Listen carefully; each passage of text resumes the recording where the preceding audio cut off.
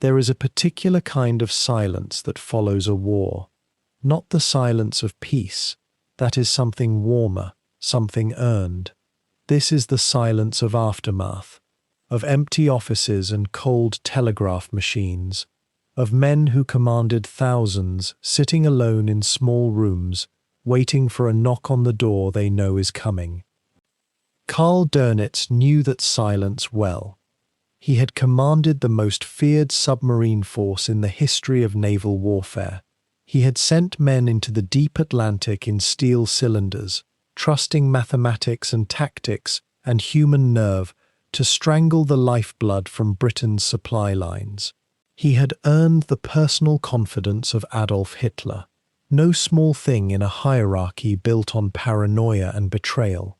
And then, in the strangest appointment in the entire history of the Second World War, he had become the last head of state of the Third Reich.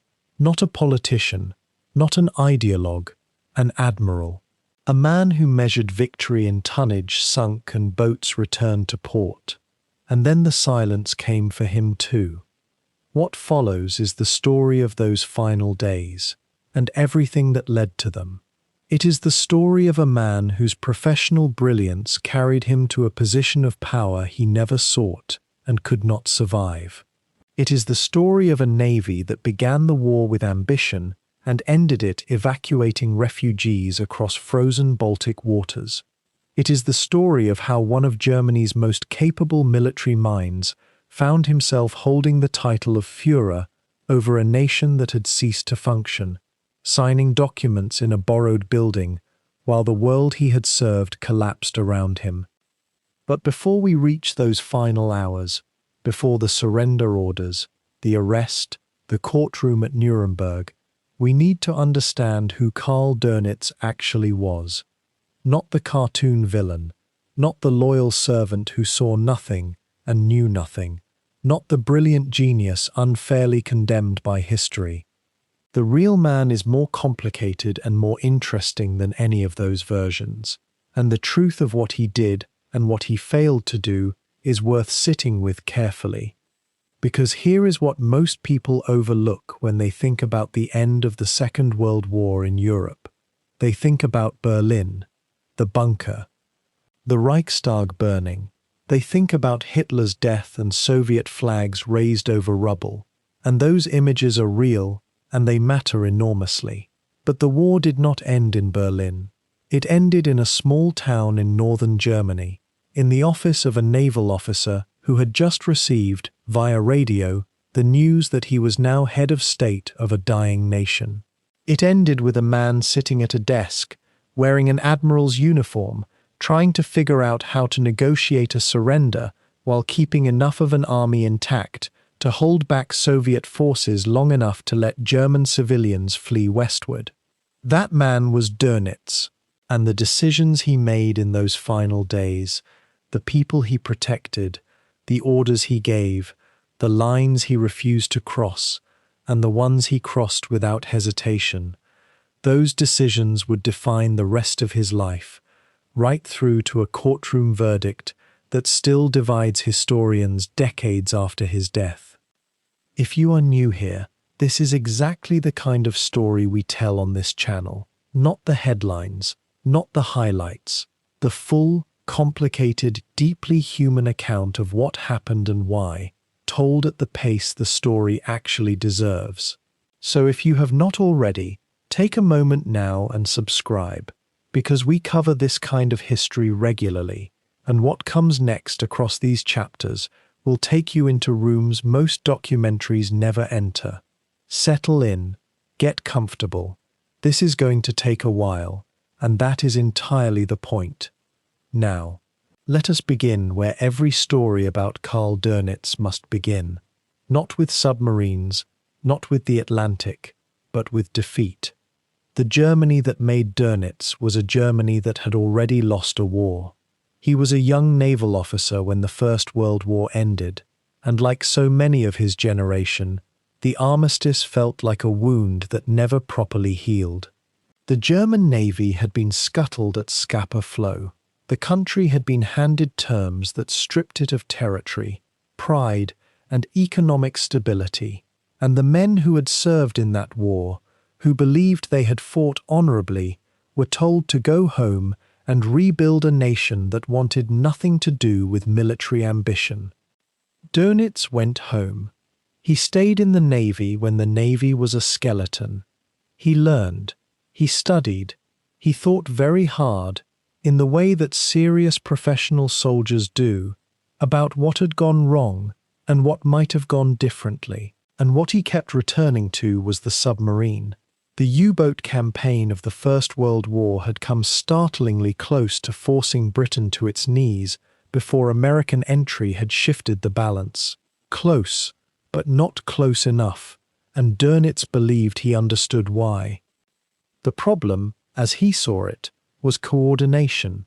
Individual submarines operating alone could be hunted and avoided, but submarines operating in groups, communicating, concentrating, attacking convoys from multiple directions simultaneously, that was a different proposition entirely. He called it the Wolf Pack, and he spent years in the 1930s refining the concept, running exercises, training crews, building doctrine, preparing for a war that most of Europe was desperately hoping would never come. When it did come, Dönitz was ready in ways that the rest of Germany's military establishment was not. His U-boat commanders were some of the most thoroughly trained officers in the entire Wehrmacht. His tactical thinking was years ahead of the Allied countermeasures that would eventually defeat him. In the early years of the war, his submarines did exactly what he had promised they would do. They found Allied convoys, they coordinated attacks across hundreds of miles of open ocean, and they sent millions of tons of shipping to the bottom of the Atlantic.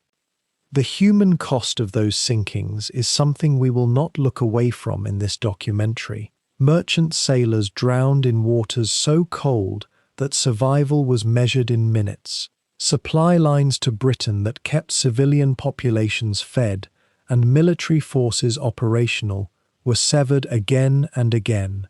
Dönitz ran these operations with professional precision, and the suffering they caused was real and was vast. But the story does not end with his successes, because nothing about Karl Dönitz ended at a high point. The Atlantic campaign turned. The miracle weapons arrived too late. The regime he served made decisions that no amount of naval skill could compensate for. And when it was all over, he was left holding a title no one wanted and a history no one could fully agree on. That is the journey we are taking together. From the wolf packs of the early 1940s to the silence of a cell in Spandau prison. From the Führer's confidence to a judge's verdict. From the architect of Germany's most feared military arm to a retired man in a small German town, writing his memoirs and waiting for history to make up its mind about him.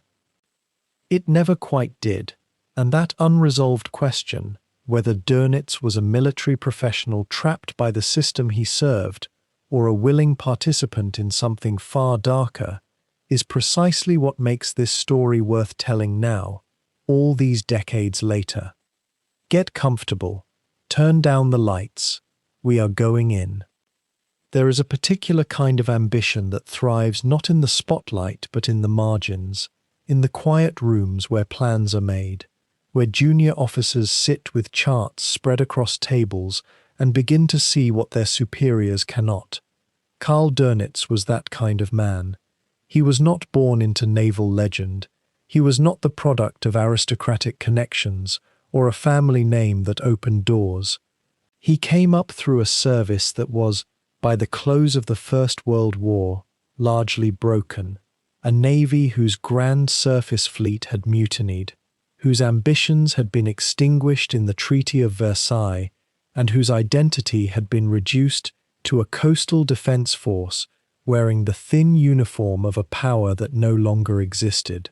To build a career in such an institution required not glory-seeking, but patience, conviction, and the ability to hold a vision in your mind, long after the world around you has stopped believing in it. Dönitz held that vision for years. He held it even when he had almost nothing to work with. His formative experience beneath the waves came during the First World War, when he served aboard submarines and was eventually captured in the waters off Sicily after his boat was lost.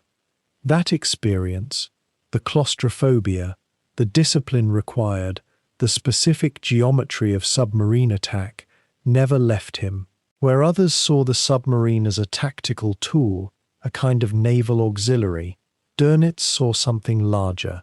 He saw a strategic weapon, the idea that a fleet of submarines, operating not in isolation but as a coordinated force, could systematically sever the ocean supply lines that kept island nations alive.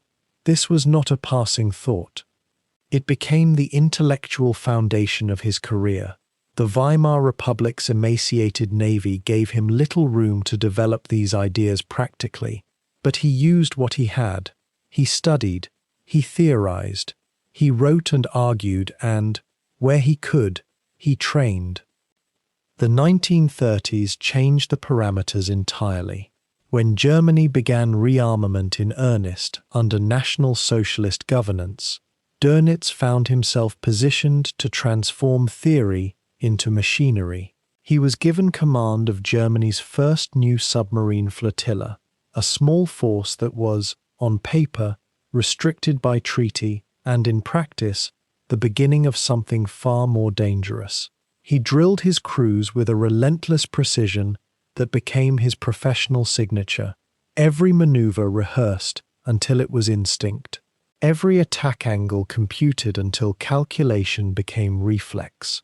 The men under his command did not simply learn procedures, they absorbed a doctrine. Dönitz believed that the submarine's greatest weakness was its isolation, the fact that it could only see a small portion of the ocean from its perch near the surface. His solution was coordination, multiple boats, multiple angles, one convoy, encircled from the darkness. The tactic became known to history as the Wolf Pack, and the name was apt, not for its savagery, but for its method. A lone wolf does not reliably bring down large prey. A pack, moving together, communicating, cutting off escape routes, changes the calculation entirely. Dönitz designed his submarine groups to operate along exactly those lines. Shadowing boats would find a convoy, radio its position and heading, and hold contact while others raced to converge. The attack would come at night, on the surface, where the boats moved faster than they could submerged, and where the darkness folded them into the ocean's texture. Allied convoy escorts of the late 1930s and early 1940s were not prepared for this. Their training, their technology, and their numbers were all calibrated for a different kind of threat. The wolf pack hit them before they could adapt. What followed in the early years of the 1940s is remembered by naval historians in language that still carries weight. Allied shipping losses in the Atlantic climbed to figures that genuinely threatened Britain's ability to function as a belligerent nation. Merchant vessels carrying food, fuel, raw materials, and ammunition went down in numbers that strained comprehension.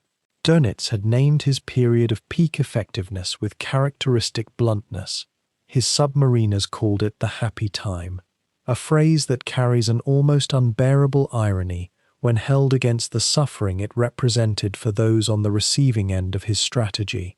From the perspective of pure operational results, it was one of the most effective submarine campaigns in the history of naval warfare.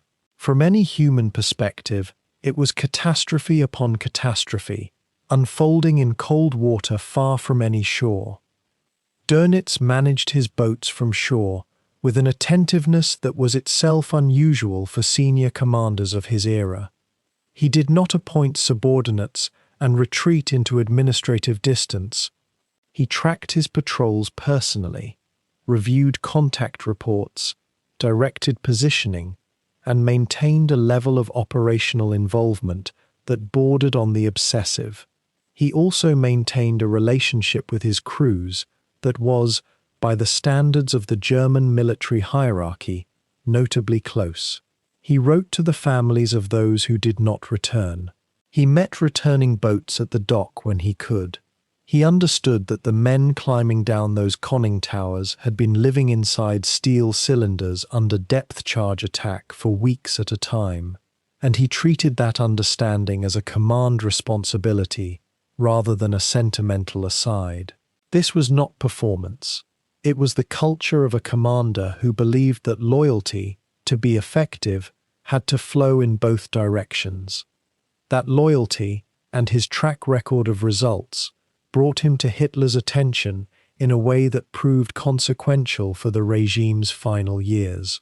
The Führer, who distrusted surface ships after several high-profile failures by Germany's heavy naval units, found in Dönitz something he prized: competence that did not come wrapped in the social hesitancy of the traditional officer class.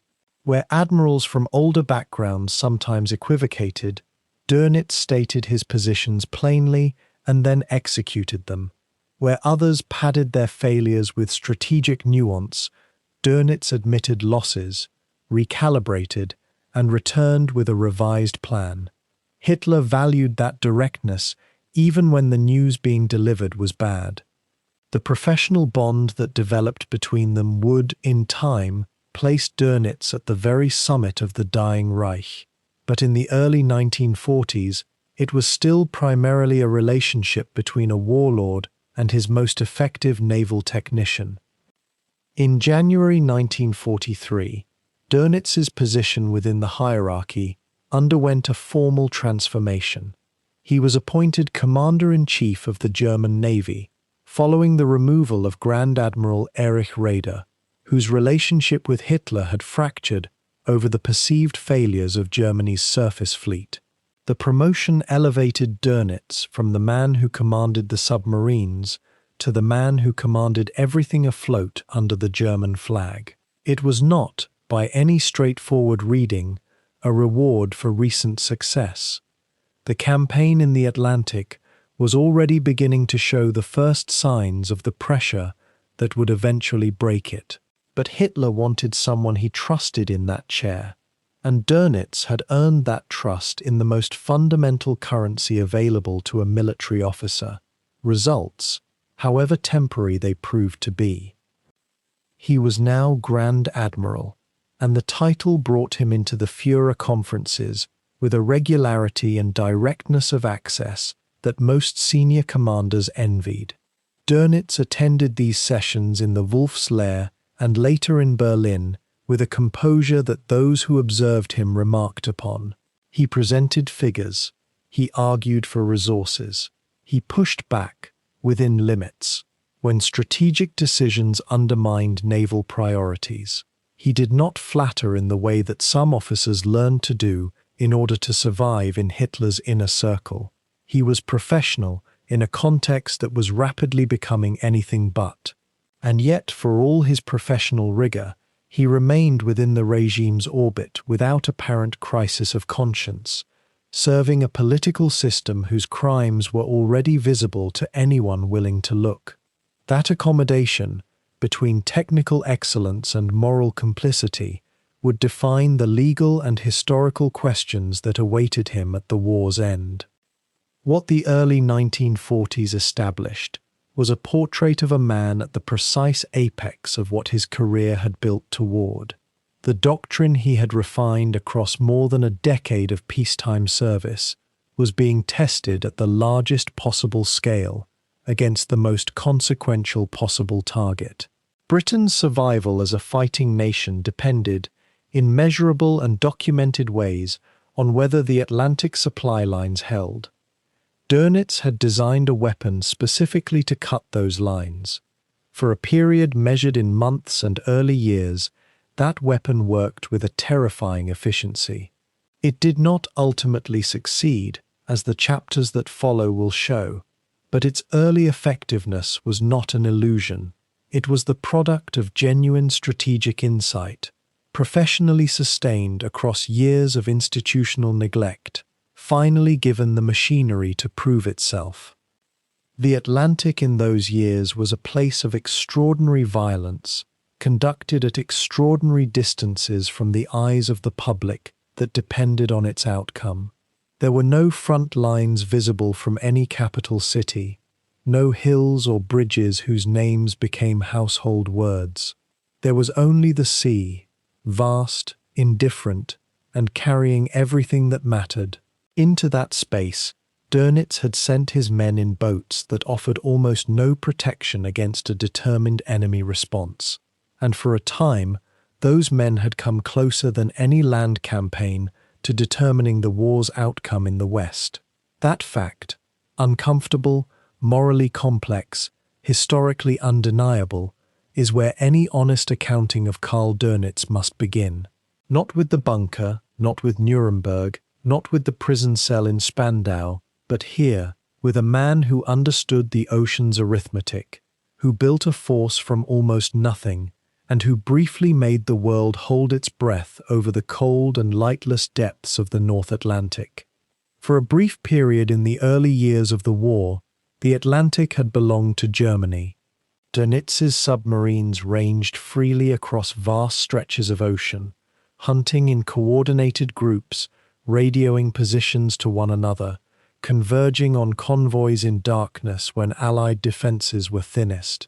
The men who crewed those boats were young, well-trained, and intoxicated by a string of successes that seemed almost too consistent to be real. They called those early months the happy time, a phrase that captures something genuine about the mood aboard the U-boats returning to port with pennants flying, celebrated in newsreels and radio broadcasts as the Reich's iron fist against Britain's lifeline.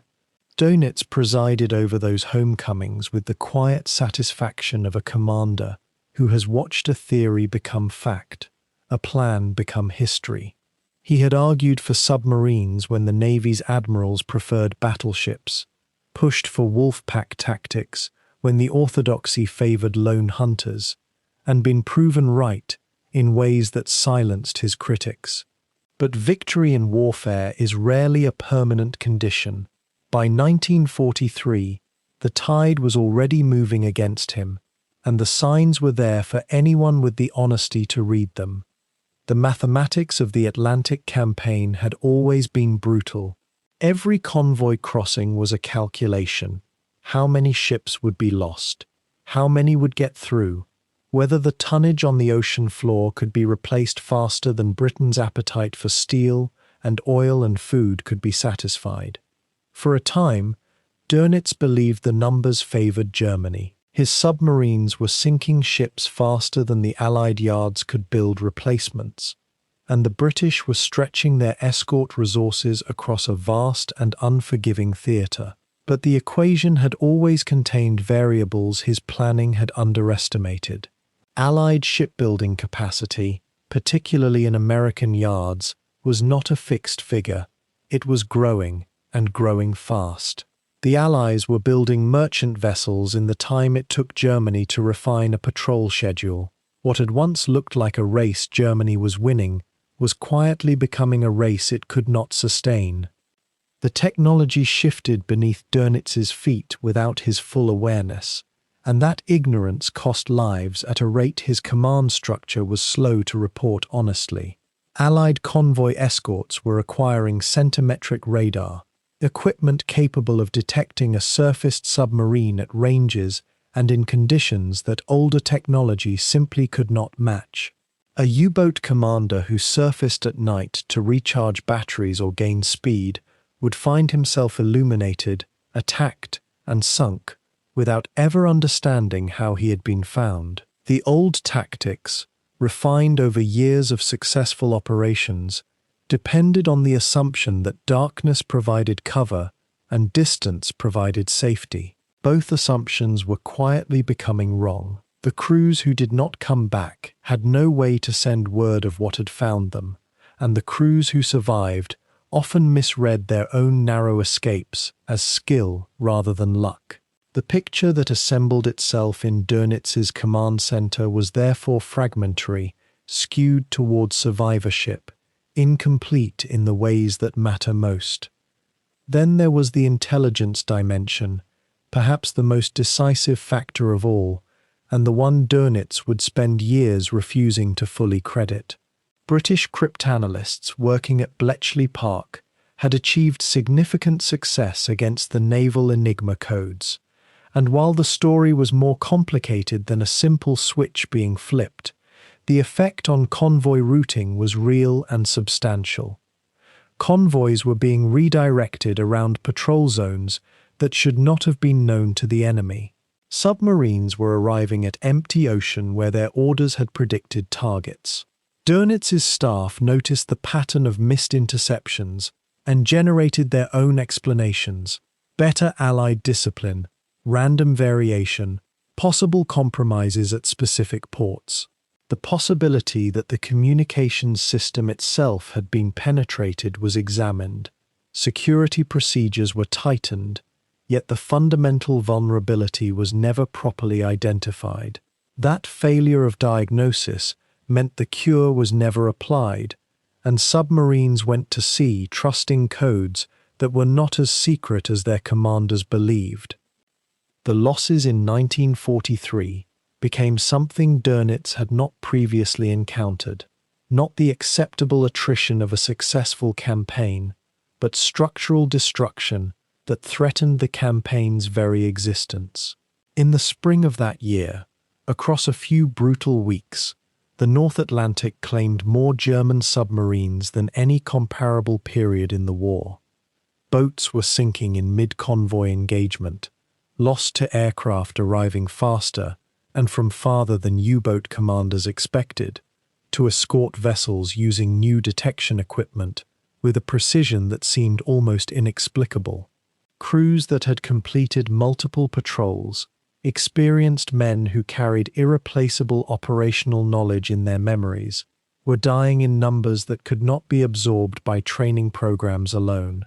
Dönitz received the reports and understood what they represented. He was consuming his own instrument. The very thing that made his force effective was vanishing beneath the water alongside the boats. In May of that year, Dönitz made a decision that revealed how clearly he understood the crisis, even if his public posture could never acknowledge it fully. He withdrew the wolf packs from the North Atlantic, temporarily suspending the coordinated offensive campaign that had defined submarine warfare since the war's beginning. It was not described as a retreat. The official language spoke of regrouping, of repositioning for new opportunities, of adapting to changed conditions. But any officer capable of honest analysis understood that the campaign had broken. The ocean that had once been Dönitz's operational domain had become something closer to an execution ground, and the commander who had sent men there was now pulling them back to preserve what remained of his force. The gesture came too late for the crews already lost, and too early to be called a sustainable solution. It was simply what survival required. The personal cost of those months registered on Dönitz in ways that officers around him noted without necessarily committing to paper. He had always maintained a particular relationship with his submariners, closer than most senior commanders allowed themselves with their men, present at departures and returns, attentive to morale in ways that went beyond professional calculation. He knew many of the commanders personally. He had trained some of them. When the casualty reports arrived, they were not abstractions. They were names attached to faces, voices he had last heard at departure ceremonies where he had spoken of duty and confidence. The weight of that accumulated loss shaped his advocacy in the Führer conferences that followed, and it shaped the urgency with which he pressed for the technological answers discussed in the chapters ahead. His petitions to Hitler in the months following the Atlantic withdrawal were careful in their framing, because frankness about strategic failure was not welcome in the upper reaches of the regime. Dönitz did not tell Hitler that the U-boat offensive had been defeated, though that was the truth. He told Hitler that conventional submarines required new weapons, new equipment, new designs to compete against the capabilities the Allies had developed. He emphasized the promise of the advanced submarine types under development, argued for production priorities, presented the situation as a technological gap rather than a strategic collapse. This framing served his immediate purpose. It preserved his access and his influence. But it also set a precedent. Dönitz was learning to present military reality to Hitler through a filter, selecting the truths that preserved hope while managing the ones that invited rage. It was a habit that would define his relationship with the Führer through the war's final years. The men who continued to sail after the Atlantic withdrawal did so in a theatre that had been fundamentally transformed. The ocean was no longer the wolf pack's hunting ground. It was a space contested by an enemy with increasing resources, growing expertise, and expanding reach. Submarines still departed from Brest and Lorient and the other French bases, still dove beneath the grey water of the Bay of Biscay on their way to patrol zones, still carried torpedoes and training and the expectation of returning home. But the statistical reality surrounding every departure had shifted. The probability of a submarine completing its patrol and returning had declined sharply. The likelihood of a boat being lost on its first patrol was climbing. The men knew this, in the way that fighting men always know the operational truth, even when official communications maintain a different tone. The culture aboard the U-boats began to carry a different weight. Still professional, still committed, but aware in a way that earlier crews had not been forced to be. Allied anti-submarine capability continued to develop through 1943, with a momentum that Dönitz could neither match nor fully understand. Escort carrier groups began operating in the mid-Atlantic Gap, that region of ocean where land-based air cover had previously been unable to reach, closing the one geographic window that submarines had relied upon as a zone of relative safety. Long-range patrol aircraft equipped with improving sensors and expanding operational radius made surfacing anywhere increasingly hazardous. The coordination between surface escorts and aircraft, once awkward and incomplete, became practiced and effective, the two elements reinforcing each other's capabilities in ways that multiplied the threat beyond what either could manage alone. Every tactical adjustment Dönitz ordered generated a counter-adjustment from Allied planners, who were, he could not have known, sometimes reading his orders before his own commanders had fully digested them.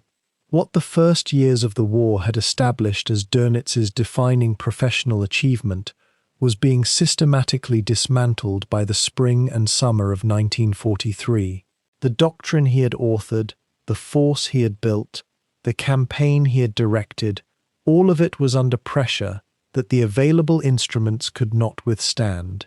He was not a man given to despair, and nothing in the available record suggests he contemplated anything resembling surrender or resignation during this period. What he demonstrated instead was a kind of fierce, forward-facing refusal, a determination to find the technical and strategic answer that would restore effectiveness, buy time, preserve options. Whether that determination was admirable professional resilience or a failure to accept strategic reality is a question that would follow him through the trials ahead. At the time, it simply meant he kept sending submarines to sea while arguing harder for the weapons he believed could change the calculation. By the time the autumn of 1943 had passed, the Atlantic campaign had been broken in any objective strategic sense, even if the U-boats continued to operate. Dönitz held his position, maintained his influence with Hitler, and channeled his energies into the promises of revolutionary technology. The cost of the preceding months, in crews lost, in experience destroyed, in operational capacity consumed, was a debt that could never truly be repaid. The submariners who had died in the spring killing grounds had been the product of years of training and accumulated expertise, a depth of practical knowledge that training programs could describe but could not replicate. Their absence would shape every naval operation that followed, and every promise about miracle weapons would carry within it the ghost of what had already been spent. Dönitz understood this. He pressed forward anyway, because pressing forward was the only response his professional identity permitted. By the winter of 1942, something had broken inside the German High Command, not in one catastrophic moment, but slowly, like metal fatigue in a hull pushed too deep. The victories of the early war years had produced a court around Hitler that functioned less like a military staff and more like a court of competing loyalties, where careers rose and fell on personal access rather than battlefield performance. Generals who delivered uncomfortable truths found themselves dismissed or sidelined. Those who offered optimism, or at least silence, survived another season. The Wolf's Lair, that compound of concrete and pine forest buried in the East Prussian wilderness, had become something stranger than a headquarters. It had become the center of a closed world, governed by ritual, by the rhythms of daily briefings, and by Hitler's increasingly volatile emotional weather. Into this atmosphere walked Karl Dönitz, not yet Grand Admiral, not yet the chosen successor, but a man whose manner and competence stood apart from the sycophancy that had become the regime's default register. He arrived at Führer conferences as a technician among ideologues, and that distinction would prove more valuable than any battle decoration. What Hitler saw in Dönitz was, in part, exactly what he could no longer find in the army. The Land Wars generals carried the weight of Stalingrad, of retreats, of arguments Hitler had lost and would never forgive. The Luftwaffe's leadership, orbiting around Göring's overconfident promises, had already failed to deliver on the assurances that had shaped Hitler's strategic calculations at critical junctures. But the Navy, and more specifically, the U-boat arm, operated in a domain Hitler had never fully understood, and therefore had never fully dominated with his personal interference. Where he second-guessed tank dispositions and argued about the placement of individual divisions, he had historically left submarine strategy to those who understood it. Dönitz had built something within that space of relative autonomy. He had built credibility. And in a headquarters increasingly starved of credible men, credibility functioned almost like a form of currency no one else was printing anymore. There was also the matter of loyalty, and here the relationship between the two men defies simple explanation. Dönitz was not a cynical performer of devotion. His faith in Hitler, or at minimum his expressed faith, appears from the available record to have been genuine at this stage of the war, rooted in a belief that only decisive leadership could preserve Germany from what he saw as the catastrophe of defeat. He had come of age in a navy humiliated by the armistice of 1918, had watched the scuttling at Scapa Flow as a young officer, had carried the bitterness of that capitulation forward into the new era. When Hitler promised restoration, Dönitz heard something that resonated with professional grievance as much as political conviction. This was not the loyalty of a man calculating his position. It was the loyalty of an officer who had found, in the regime, a vehicle for a purpose he had always believed was larger than himself. Hitler read that loyalty accurately and valued it accordingly. The Führer conferences Dönitz attended were, by all surviving accounts, exhausting and often surreal exercises. Hitler would hold forth at length on matters far outside naval concern, the disposition of divisions on the Eastern Front, the personal failings of commanders who were no longer present to defend themselves, the theoretical possibilities of weapons that had not yet been proven in combat. Other officers learned to listen carefully and object rarely. Dönitz developed a different approach, one that served him better than simple deference. He spoke with precision when he spoke at all. He brought numbers, technical specifications, operational assessments, stripped of the wishful thinking that infected so much of what reached Hitler's ears. When Dönitz described the performance of a U-boat, he described it accurately, including its limitations. This was sufficiently unusual in the Wolf's Lair that it registered as something close to intellectual refreshment. Hitler, who could detect flattery as easily as he demanded it, appeared to appreciate a man who brought him facts rather than fantasies, at least when those facts did not concern matters Hitler had already decided were beyond discussion. This access had structural consequences. By attending these conferences, Dönitz was exposed to strategic discussions that would have been invisible to most officers of his rank, operating in a more conventional command structure. He learned the state of fuel reserves, the condition of the armored formations, the trajectory of negotiations and alliances that had not yet become public knowledge. He was present for discussions about the Eastern Front's prospects, at a time when most German officers were receiving filtered, optimistic summaries. This knowledge shaped his own strategic thinking, though it did not necessarily improve it. Understanding the full scale of Germany's difficulties might have driven a more detached officer toward accommodation or surrender. For Dönitz, it appears to have produced the opposite, a doubling down on the premise that the U-boat arm, reinvented and re-equipped, represented one of the few remaining levers Germany could still pull. The more desperate the situation, the more essential his contribution seemed to him. For Hitler's part, the relationship reflected something beyond tactical calculation. He had spent years watching his inner circle fracture and disappoint. Goering had promised air superiority over Britain and failed to deliver.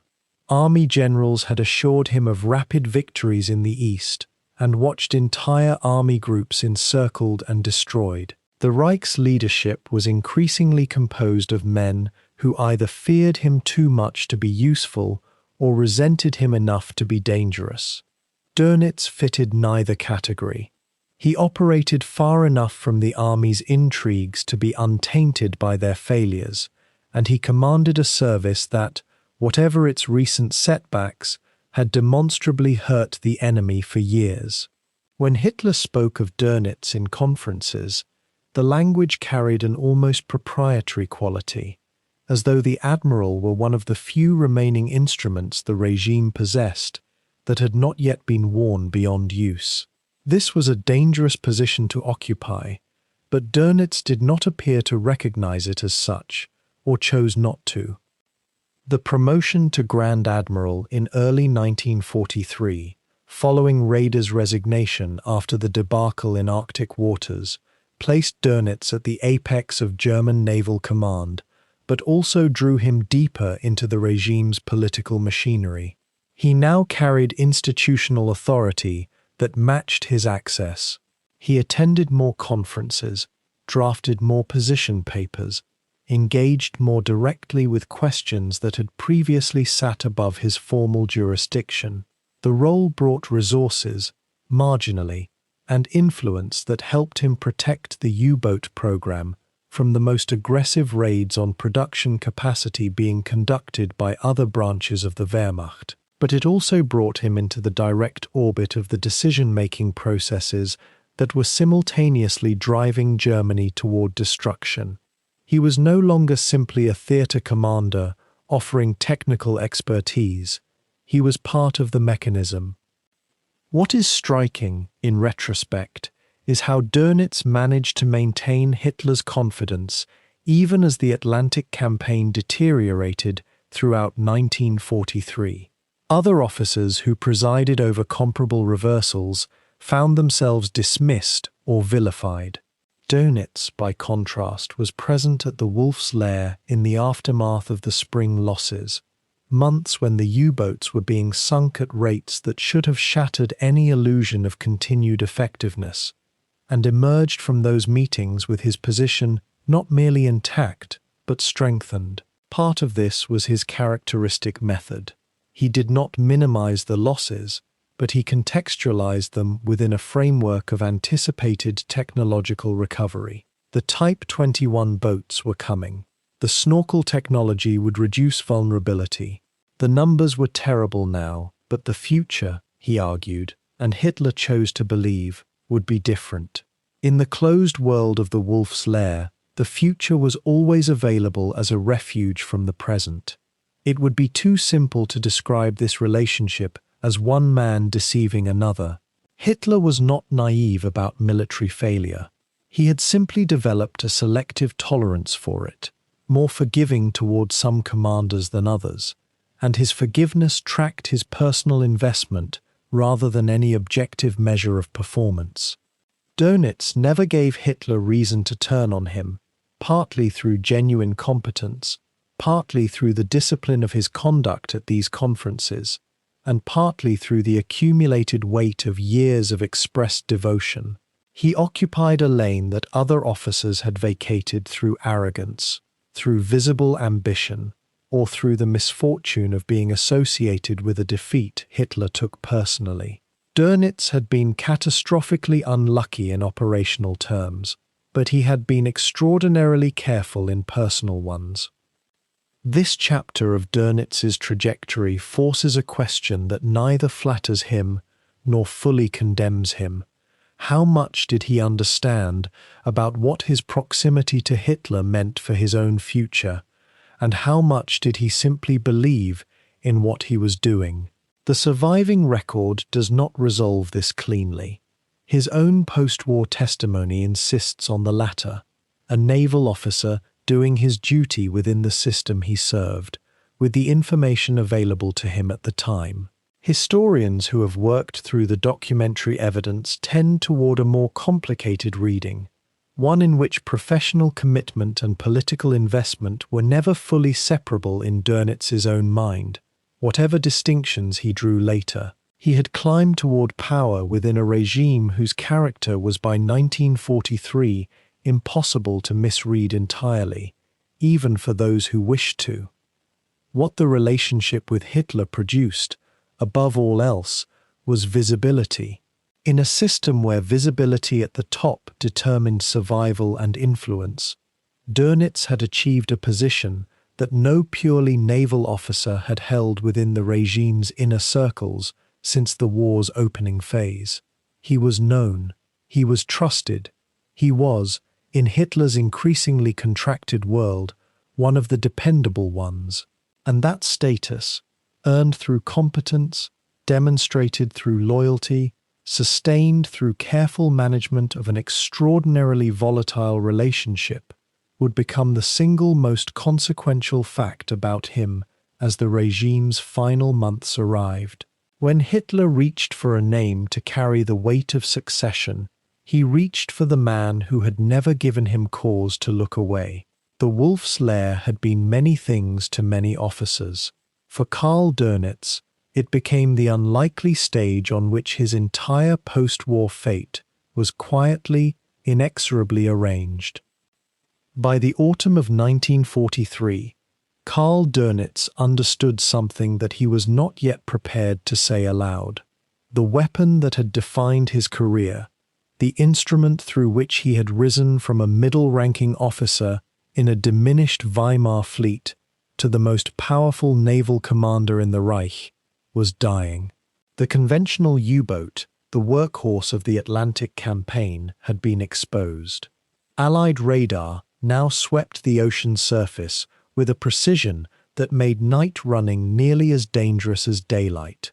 Escort carriers closed gaps in convoy protection that had once been the hunting grounds of wolf packs, and somewhere in the signals traffic flowing between his headquarters and the boats at sea, there was a silence where certainty used to be.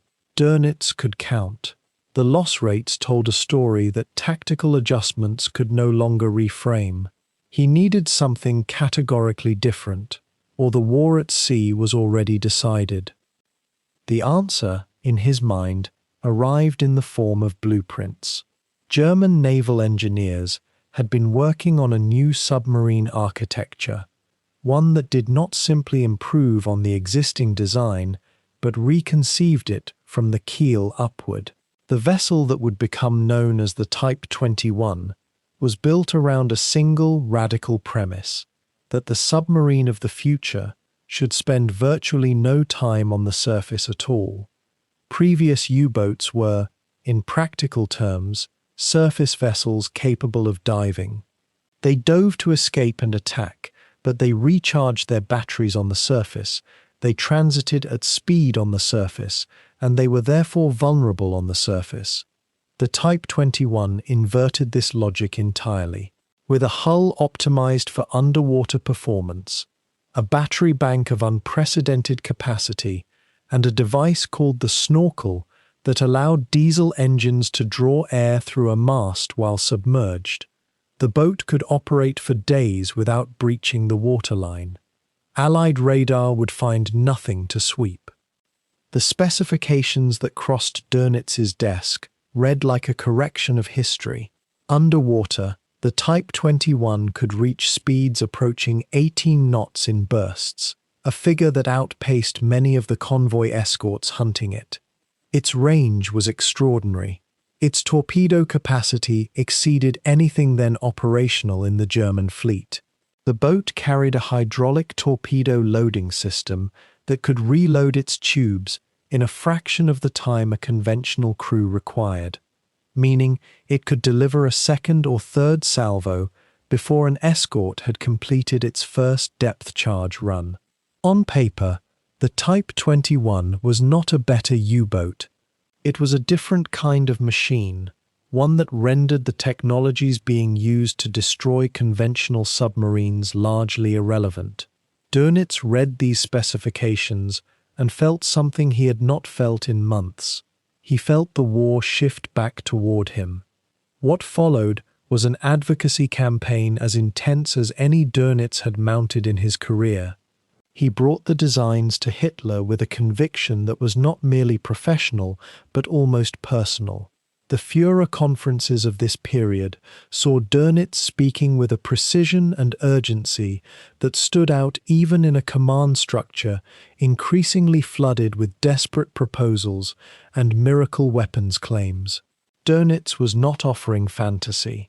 He could point to engineering drawings, to prototype test results, to the mathematical logic of underwater speed and endurance. Hitler, who trusted Dönitz more than almost any other senior commander by this stage of the war, listened. The program was approved. Mass production was ordered.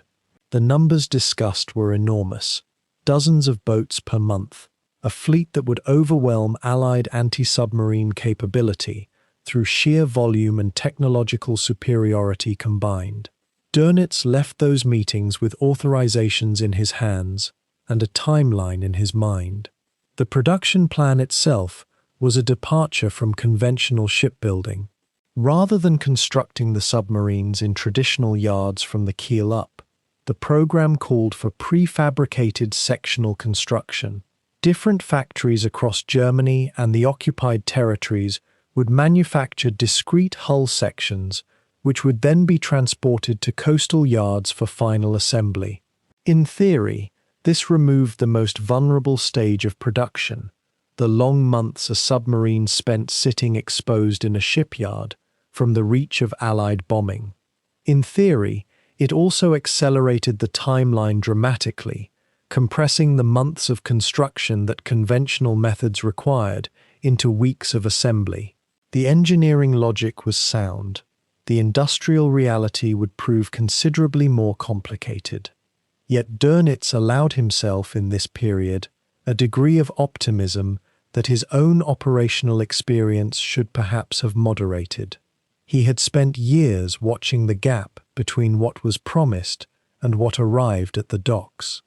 The Type 14 resupply submarines had never appeared in the numbers projected. The acoustic torpedoes had promised to break the back of Allied escort groups and had done nothing of the kind. Dönitz knew the machinery of German war production.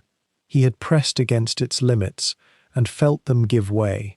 But the Type 21 was different in his mind. Not another incremental improvement, but a qualitative break, and he invested in it with a force of belief that began to shape how he processed incoming information. Reports of delays were reclassified as temporary. Problems with the prefabricated sections failing to meet tolerance standards when joined became engineering challenges to be solved rather than systemic warnings to be heeded. The man who had coldly analyzed loss rates in the Atlantic now looked at the Type 21 program through a different lens. Meanwhile, the conventional boats were still sailing, and they were still dying. Every month through the latter half of 1943 and into 1944, crews trained over years at enormous cost climbed into boats that Dönitz himself understood to be inadequate for the environment they faced. He ordered them out anyway, partly to maintain pressure, partly because any cessation of operations would signal to Hitler and to the broader command structure that the U-boat arm had been defeated, and partly, one suspects, because the alternative, acknowledging that the war at sea was already lost, was psychologically intolerable. The Type 21 was not just a weapons program, it was a reason to keep going, a bridge across the present catastrophe to a future where the mathematics changed.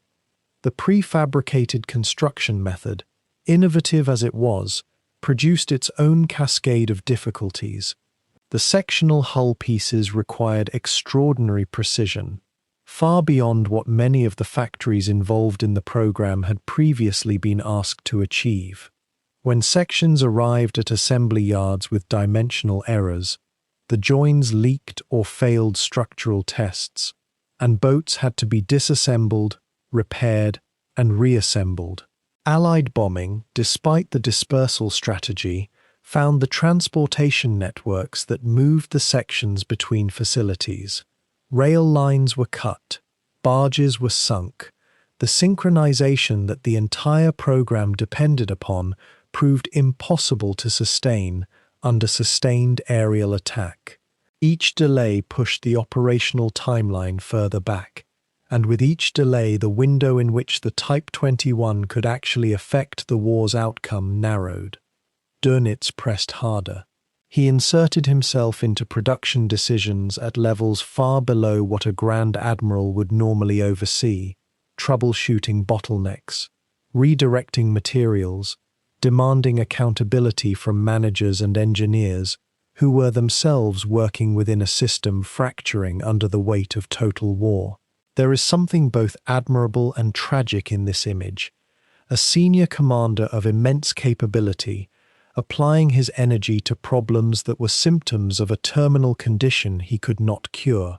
The root causes were not in any factory or any assembly yard.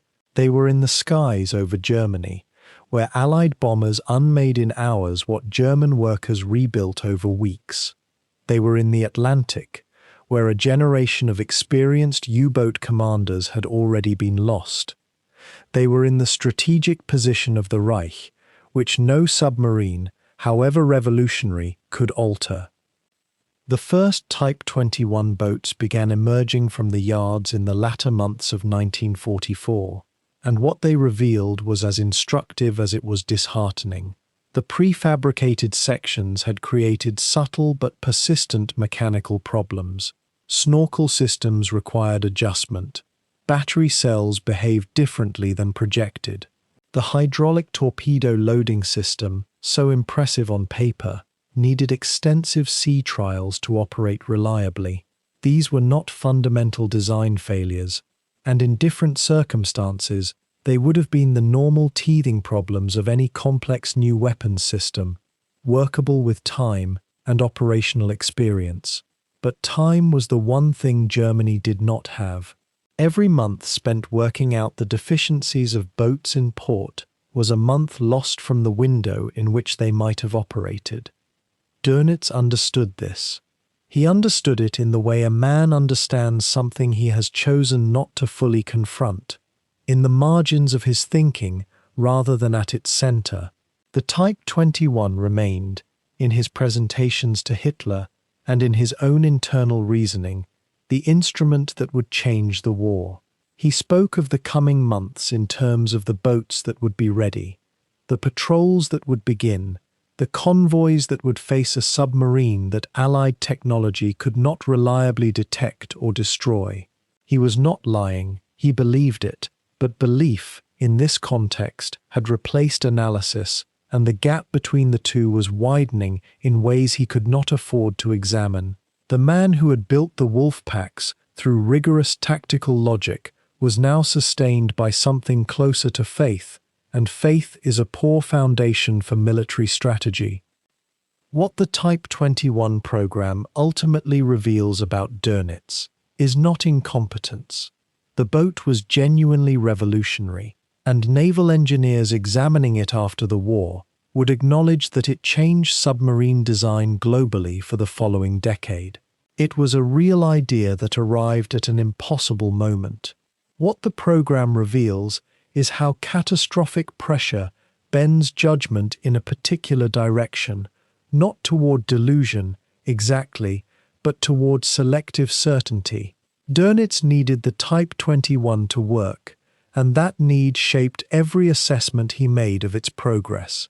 It kept him useful to Hitler, kept the Navy relevant in a war increasingly dominated by land battles, and kept at bay the unbearable conclusion that the ocean war he had spent his life fighting had already rendered its verdict.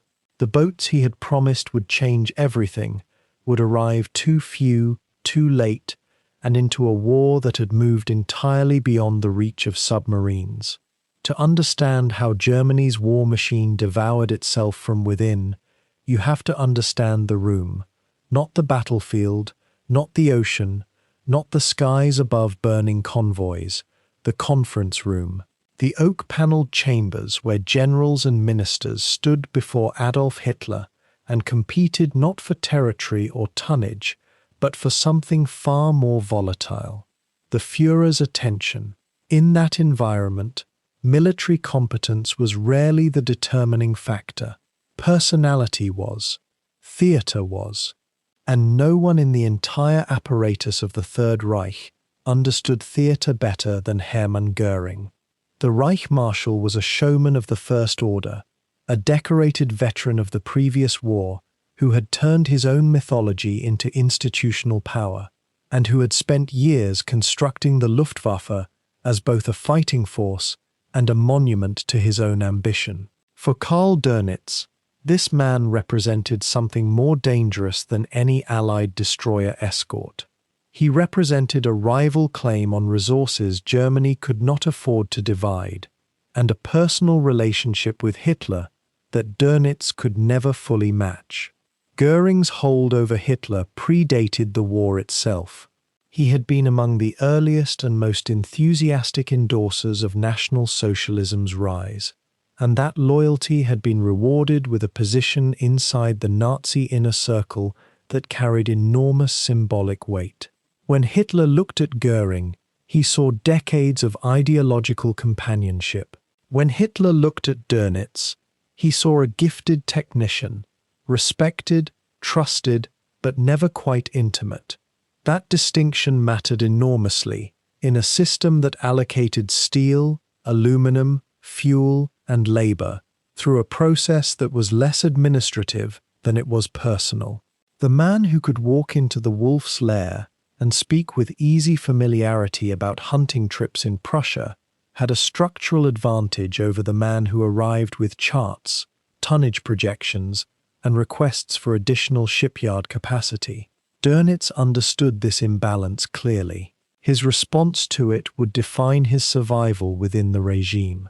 The specific resource conflict that shaped this rivalry concentrated most sharply around aviation and naval power.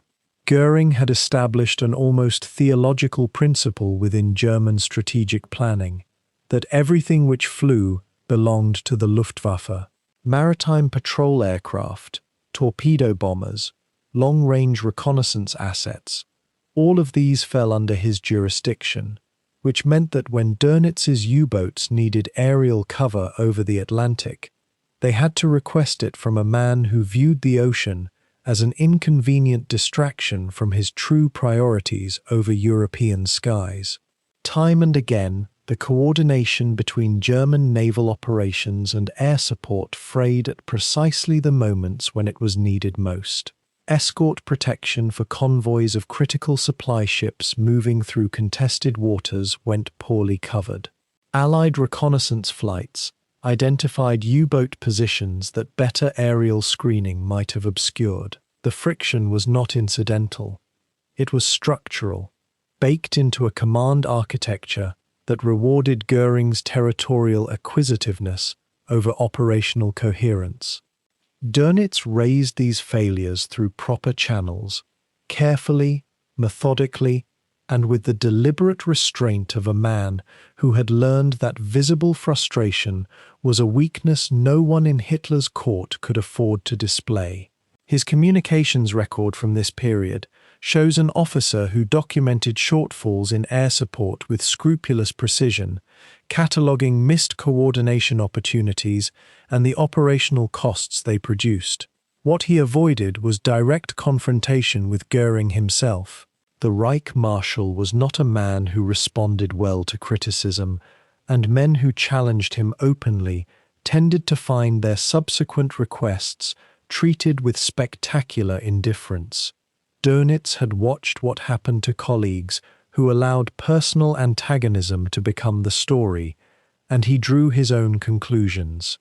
He would persist, he would document, he would argue his case upward, to Hitler when possible, and he would do so without ever handing Goering a grievance to exploit.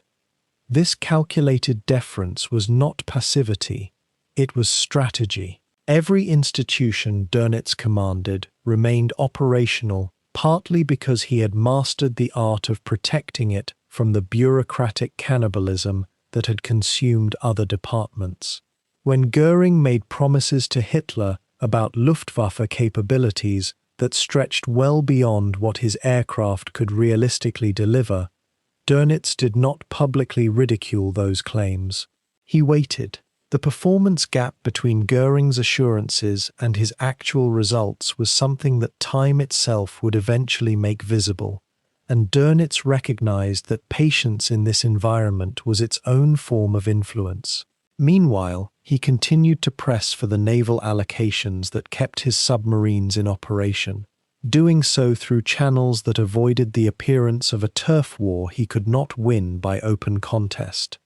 The broader consequence of Goering's resource monopoly was a systemic distortion in German war production that extended far beyond the personal friction between two senior commanders. Factories that might have produced additional submarine components were retasked toward aircraft frames. Skilled workers whose expertise with precision machinery would have been invaluable in the shipyards were instead drafted into aviation plants, producing aircraft that were increasingly inadequate against Allied air superiority. The production logic of the Luftwaffe absorbed a disproportionate share of Germany's industrial capacity at the precise moment when that capacity needed to be focused and rational rather than politically distributed. Dönitz could see the waste accumulating. He could quantify it in ship launches delayed, in patrol ranges restricted by fuel shortages, in boats that left port under-equipped because the material prioritized elsewhere had not arrived. The mathematics of misallocation were legible in every operational report that crossed his desk. What made Goering's position additionally maddening from Dönitz's perspective was the gap between the Reich Marshal's confidence and his results. Goering had promised Hitler that the Luftwaffe could prevent Allied landings on the European coast. He had promised decisive air campaigns that would force Britain to its knees. He had promised that Stalingrad could be supplied from the air alone, a promise that collapsed catastrophically, with consequences that reached every corner of German strategic thinking. Yet despite these failures, Goering's personal standing with Hitler remained stubbornly intact, long after operational evidence should have eroded it. The Führer's loyalty to his oldest companions had its own gravitational pull, one that bent rational strategic assessment around personal affection. Dönitz observed this phenomenon with the steady gaze of someone filing information away for future use. The naval commander's response to these structural disadvantages included a form of strategic compensation. If he could not secure the air assets he needed from the Luftwaffe, he would make the case for naval investment on its own terms, emphasizing the strategic returns on submarine construction relative to their cost in materials and labor. He presented Hitler with figures that highlighted the tonnage sunk per unit of naval investment, constructing a narrative in which the U-boat arm represented Germany's most cost-effective offensive weapon. This argument found genuine receptivity at the Führer's conferences, where Hitler's fascination with naval technology created pockets of enthusiasm that Dönitz could exploit. It was not enough to overcome the institutional advantage Göring held, but it was sufficient to preserve the U-boat program as a serious strategic priority, rather than watching it be gradually subordinated to Luftwaffe needs. The personal contrast between the two men extended into their respective command styles in ways that shaped how each was perceived within the regime's inner circles. Göring's headquarters were extravagant, his personal lifestyle conspicuously lavish even as the war pressed in from all directions. Dönitz, by contrast, maintained a naval officer's austerity, disciplined, precise, personally modest in the way that professional sailors tend to become when the sea has taught them that unnecessary weight is simply something that can kill you. This contrast did not go unnoticed.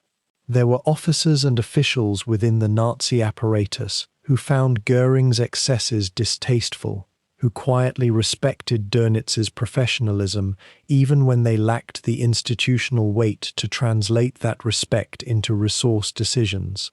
The naval commander had allies who admired him without being in positions to help him directly.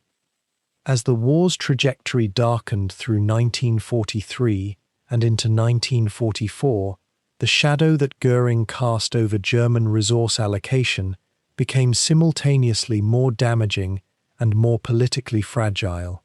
His failures were accumulating in ways that even Hitler was beginning to register, though the Führer's acknowledgement of those failures never quite translated into the institutional reorganization that rational strategic planning would have demanded.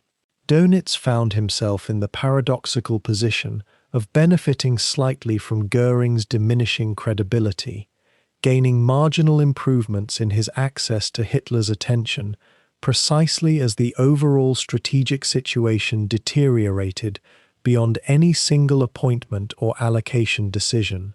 It was a race that the Navy was winning inside a building that was already on fire. What Dönitz could not do, what no single competent officer operating within that system could do, was repair the fundamental dysfunction that Göring's dominance represented. The Nazi regime had constructed a leadership architecture that rewarded personal loyalty over institutional coherence, ideological enthusiasm over operational precision, and theatrical confidence over demonstrated results. Göring was the supreme product of that architecture. Dönitz was something more awkward, a genuine military professional trying to function rationally inside a system that had no structural incentive to reward rational military thinking. He adapted, he calculated, he deferred when deferral was cheaper than confrontation.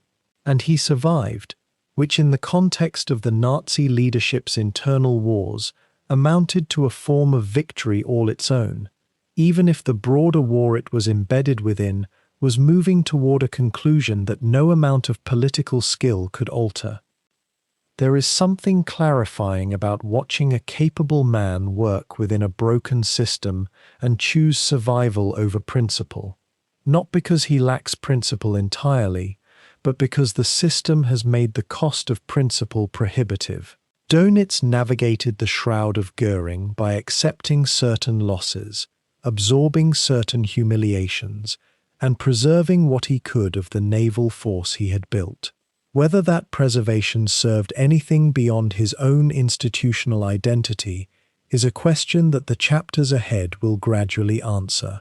The convoy routes across the Atlantic had their own verdict waiting, and it was written not in the conference rooms of East Prussia, but in the cold water between continents, where the forces set in motion by these political calculations were playing out in full. For years, the Atlantic coast of France had been more than occupied territory. It had been the beating heart of Germany's submarine war. The ports of Brest, Lorient, Saint-Nazaire, La Pallice, and Bordeaux were not simply places where U-boats docked between patrols. They were the entire operational logic of the campaign, fortified, reinforced, embedded into the rock and concrete of the French coastline with a permanence that Dönitz had come to treat as strategic fact. From these bases, submarines could reach the mid-Atlantic hunting grounds far faster than if they had departed from German home ports, saving precious days of transit time each way, extending the operational window in which a boat could hunt, conserve fuel, and engage. Without France, the Wolfpack campaign was a different war entirely. With it, Dönitz had believed, Germany held a lever that could not be easily removed. The morning of the 6th of June 1944 changed everything, though not immediately and not all at once.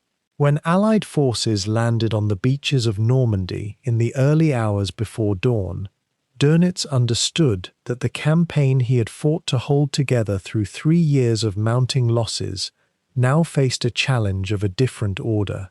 The question was no longer whether U-boats could sink enough ships to matter.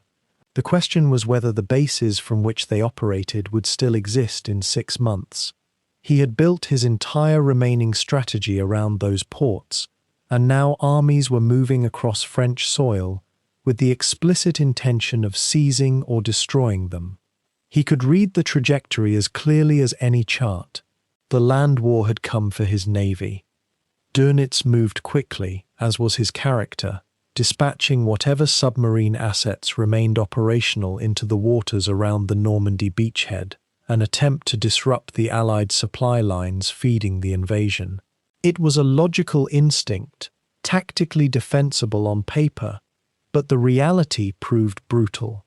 Allied anti-submarine forces in the Channel and along the invasion corridor were concentrated to a degree that made the waters almost impassable for a submerged boat. Radar-equipped aircraft flew round-the-clock patrols, and surface escorts moved in coordinated groups that had been refined through 2 years of hard experience. The submarines sent into those waters suffered losses that were difficult to justify even by the grimly adjusted standards that Dönitz had been forced to accept. The effort did not slow the Allied landings in any measurable way. It simply cost Germany more boats and more men. Through the summer of 1944, Allied armies swept inland and then began curving toward the coast, and the geography of Dönitz's world began shrinking in visible, almost methodical stages. Cherbourg fell. Brest came under siege. The great port fortresses that Albert Speer's engineers and Organisation Todt workers had spent years reinforcing with layers of reinforced concrete became, one after another, either Allied objectives or German traps. Dönitz issued orders to the garrison commanders to hold the submarine bases for as long as possible, understanding that each week of delay bought time for submarines still at sea to complete their patrols and return to safety. But he also knew, as those commanders knew, that no amount of concrete could survive indefinitely when armies were pressing in from three sides and supply lines had been severed. The fortresses would hold until they could not. Brest fell in mid-September of 1944, after a siege that lasted weeks and cost both sides considerably. The port facilities that the Germans had invested so heavily in building were comprehensively demolished before surrender. U-boat pens, dry docks, fuel stores, everything that might have been useful to the Allies was destroyed or rendered inoperable. Dönitz had ordered this himself, a final act of strategic denial that preserved nothing for Germany but ensured the Allies inherited rubble. Lorient and Saint-Nazaire, surrounded by Allied forces but never fully captured by assault, held out in a strange suspended state, their garrisons isolated but not eliminated. The submarines that had operated from them, however, were gone. There was nowhere left to return to, nowhere left to resupply. The French Atlantic coast had ceased to exist as a functional naval geography. What Dönitz faced was something that naval planners rarely confront so starkly: the complete physical dissolution of the infrastructure upon which an entire operational concept depended. He could still build submarines. He could still train crews, though both activities were becoming increasingly difficult as the Allied bombing campaign intensified over German industrial centers. But a submarine without a forward base is a weapon that consumes most of its operational range, simply reaching the area where it might be useful. Returning U-boat operations to German home ports in the Baltic and North Sea was not a tactical adjustment. It was a strategic regression of the most fundamental kind, a return to conditions that had existed before the fall of France in 1940, undoing 4 years of accumulated advantage in a matter of months. Dönitz absorbed this reality and continued. There was nothing else to do. Norway remained. It was not France. It offered different geography, different access, different logistical demands. But it was something. The Norwegian fjords provided natural shelter and concealment for submarines and surface vessels, and the ports along the Norwegian coast gave Germany continued access to the North Atlantic through routes that bypassed the tightening Allied cordon to the south and west. Dönitz had cultivated Norwegian basing arrangements since the early years of the occupation, and now those arrangements became not supplementary but essential. Bergen, Trondheim, and the installations along the western Norwegian coast took on strategic weight they had never previously carried. If Germany's submarine war was going to continue in any meaningful form, it would continue from here. But Norway was not invulnerable, and Dönitz understood that better than his public optimism sometimes suggested. The Allied air forces had been demonstrating throughout 1944 that no fixed installation was truly safe from sustained bombing. The same logic that had eventually reduced French port utility applied to Norway, if somewhat more slowly and at greater operational cost to the attackers. British aircraft had been striking Norwegian ports and shipping for years, and those strikes were growing heavier. The Royal Navy was operating with increasing confidence in northern waters, and the geographic isolation that had once protected Norwegian-based operations was eroding as Allied capabilities extended their reach. Norway was a fallback, not a solution. Dönitz knew the difference, even when his reports to Hitler suggested otherwise. There is something in the record of these months that reveals the particular burden Dönitz carried as a commander whose instrument was failing, even as he was required to speak of it as though it were not. At conferences with Hitler through the second half of 1944, Dönitz continued to project a measured confidence about the submarine war's future, pointing to the Type 21 development program and the new boats under construction as reasons for continued belief. He was not entirely fabricating. The Type 21 was real. The construction was progressing under Speer's reorganized production systems, and Dönitz had genuine technical reasons to believe it could change the operational equation. But the bases from which those boats would operate were disappearing, and no revolutionary submarine design changes the mathematics of geography. He was advocating for a weapon whose delivery system was being dismantled in real time. The broader lesson that the loss of France and the pressure on Norway delivered was one that military theorists had articulated for generations, but that Dönitz was living in an immediate and personal way. Geography is not a background condition of warfare, but an active participant in it. The positions he had worked to establish, to reinforce, to supply and defend over years were not simply convenient locations. They were strategic facts that shaped what was possible, what was thinkable, what could be attempted. When those facts changed, when armies overran them or threatened them into irrelevance, the operational possibilities they had enabled vanished with them. Dönitz could not think his way around the loss of Brest or Lorient any more than he could order the Atlantic to narrow. The territory was gone, and with it went a dimension of capability that no amount of technical ingenuity could fully restore. By the final weeks of 1944, what remained of Germany's active submarine campaign was a shroud of what Dönitz had inherited when he took over U-boat command, let alone what it had been at its most dangerous in the early months of the war. Patrols continued, boats were still being dispatched, and crews were still sailing into waters patrolled by forces that had become very nearly expert at finding them. Dönitz maintained the operational tempo, not because he believed it was achieving decisive results.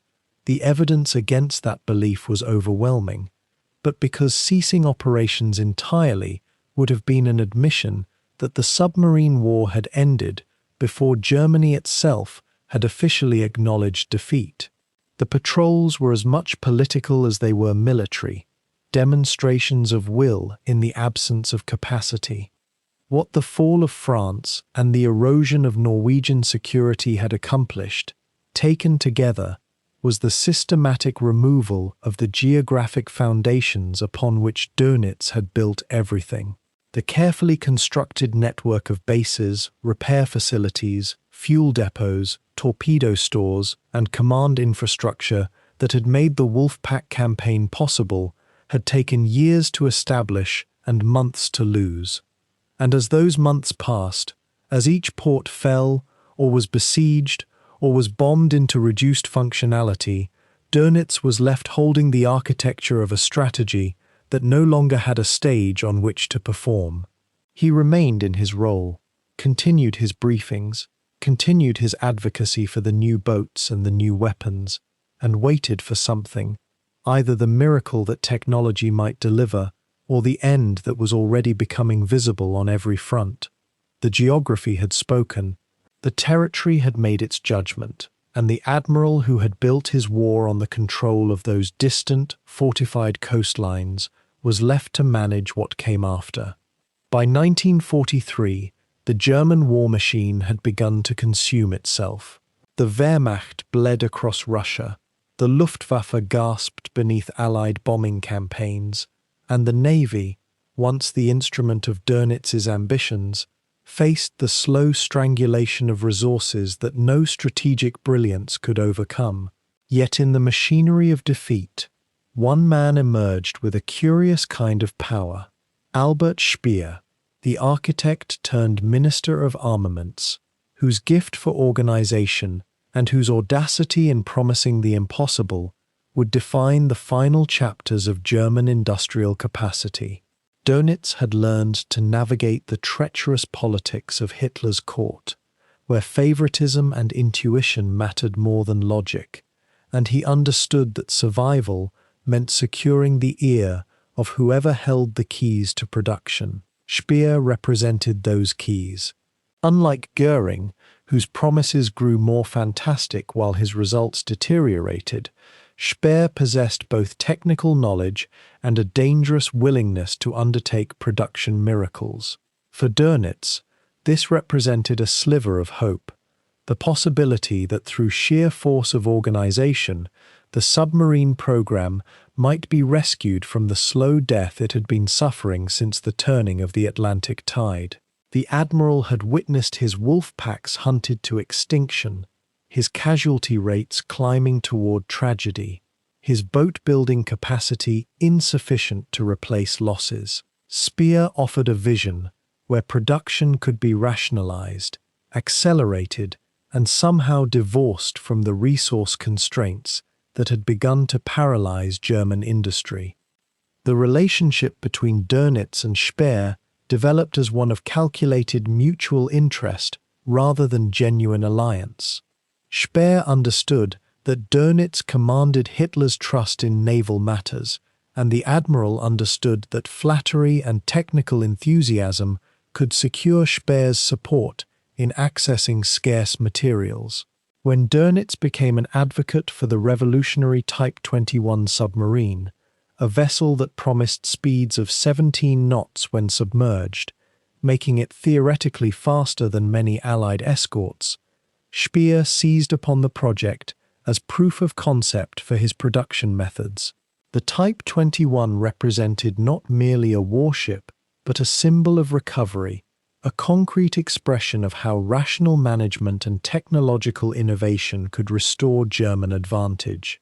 Speer threw his considerable organizational apparatus behind the submarine program, requisitioning workers, materials, and factory space with the imperious command that had become his trademark. For a brief period in 1943 and early 1944, the numbers looked promising. Submarine launches exceeded predictions. The labor force expanded. New prefabrication techniques reduced construction time and simplified assembly. Dönitz attended meetings where Speer presented graphs showing production curves rising with almost mathematical inevitability, and he allowed himself to believe that the tide might yet be turned by industrial will alone. Yet the statistics that Speer presented with such confidence rested on foundations that were already cracking. Germany's raw material situation had become increasingly dire as Allied bombing destroyed stocks and disrupted the supply chains that fed the armaments industry. Swedish iron ore, Romanian oil, and the mineral resources of occupied territories, all the resources upon which German war production depended, were either being lost to advancing enemies, interdicted by naval blockade, or destroyed in the air. When Speer's production miracles were examined closely, they often turned out to be measures of output divorced from operational utility. A submarine could be launched, counted in the statistics, and sent to sea only to suffer from chronic mechanical failures stemming from materials substitutions made to save scarce resources, or from rushed fabrication that had not allowed for proper testing. Dönitz began to receive reports of Type 21 boats experiencing engine problems, hydraulic failures, and electrical defects that rendered them less combat effective than conventional submarines built from higher quality materials. The promise of 17 knots and revolutionary performance began to encounter the stubborn reality of industrial degradation. Steel had been weakened through alloying with inferior substitutes. Copper was becoming so scarce that electrical systems suffered from poor construction. Machine tools worn from constant use without replacement could not maintain the tolerances necessary for precision manufacture. The tension between Speer's optimistic projections and the grim technical reality became the defining feature of the submarine program's final phase. The human dimension of production collapse proved equally intractable. Speer had attempted to maintain the skilled workforce necessary for precision manufacturing through a combination of incentives, organization, and ruthless labor conscription. Yet, as the war continued and Germany's military situation deteriorated, the sources of labor dried up. Prisoners of war and forced laborers from occupied territories supplied much of the workforce, but their productivity declined as malnutrition, exhaustion, and despair took their toll. Skilled workers, toolmakers, precision engineers, electricians were increasingly conscripted into the Wehrmacht or lost to bombing raids on industrial centers. The factories that built submarines required workers with years of training and experience, yet Speer's system increasingly substituted quantity for quality, flooding production facilities with inexperienced labor that could be trained only in simple, repetitive tasks. The apprentices and semi-skilled workers who replaced the craftsmen of peacetime could assemble prefabricated sections, but they could not innovate, troubleshoot, or maintain the exacting standards that submarines demanded.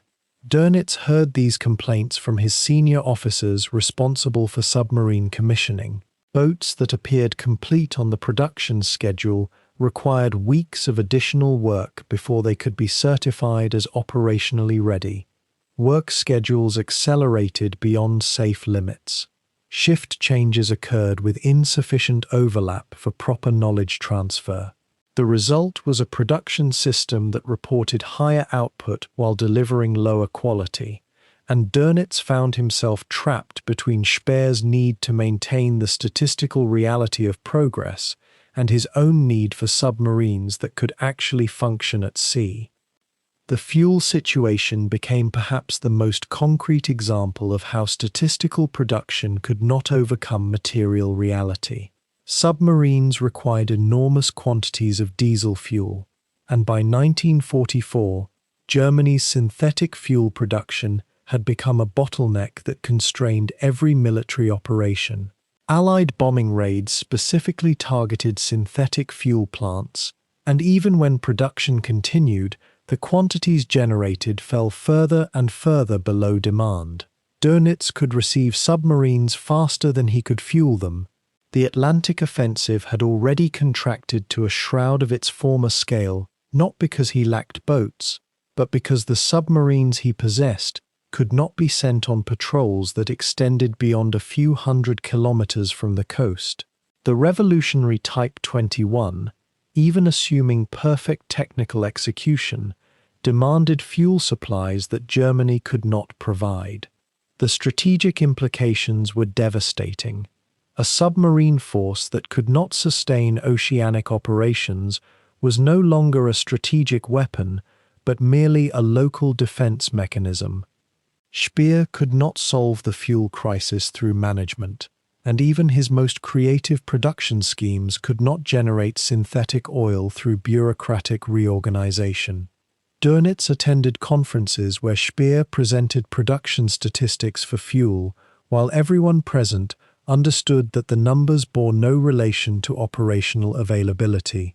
The Admiral found himself nodding through presentations while inwardly recognizing that the fuel shortage alone rendered most submarine projects irrelevant to any outcome that could still influence the war.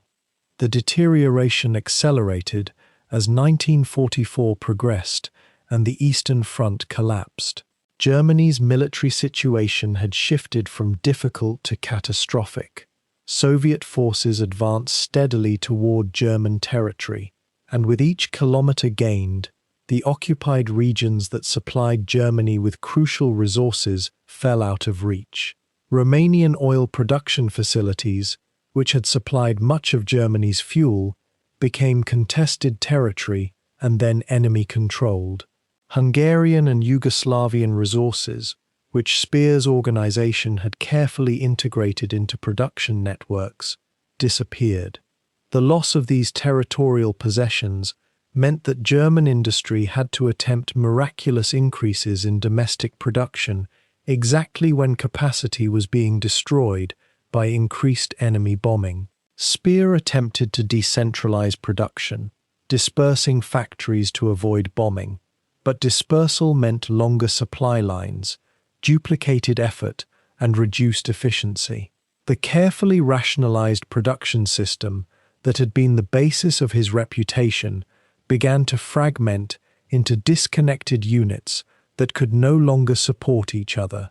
Dönitz watched from his position at Führer conferences as Speer's optimism gradually gave way to something more desperate, the continued assertion of recovery and progress, but with the underlying tone of a man who knew the mathematics no longer supported his claims. Hitler, increasingly isolated and delusional, seemed to accept Speer's assurances, despite contrary evidence, perhaps because surrender to reality would require acknowledging that his entire regime faced imminent collapse.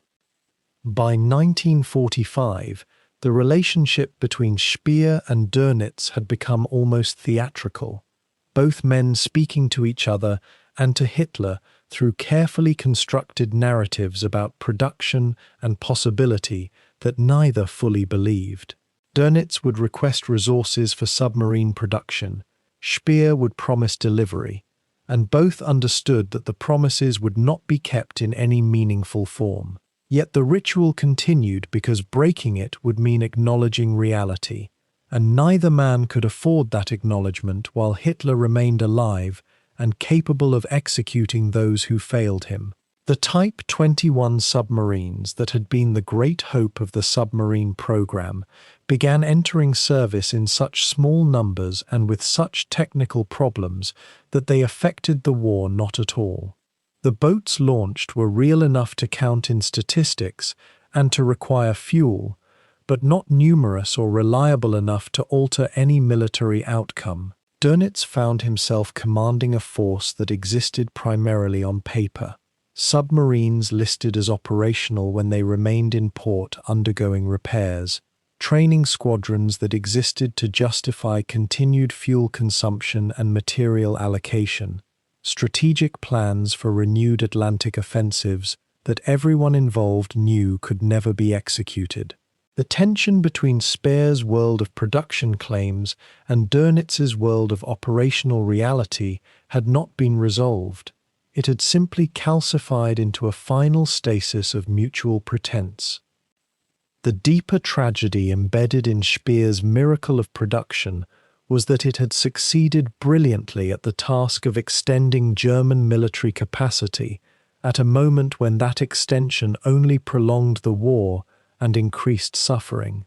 The submarines that were built would claim additional Allied ships and lives, and the merchant crews who died would be as thoroughly dead whether killed by a boat produced in 1943 or 1945. The workers conscripted to build those submarines, often prisoners of war or forced laborers, would suffer and die regardless of whether their labor produced vessels that saw combat or remained incomplete in dockyard facilities.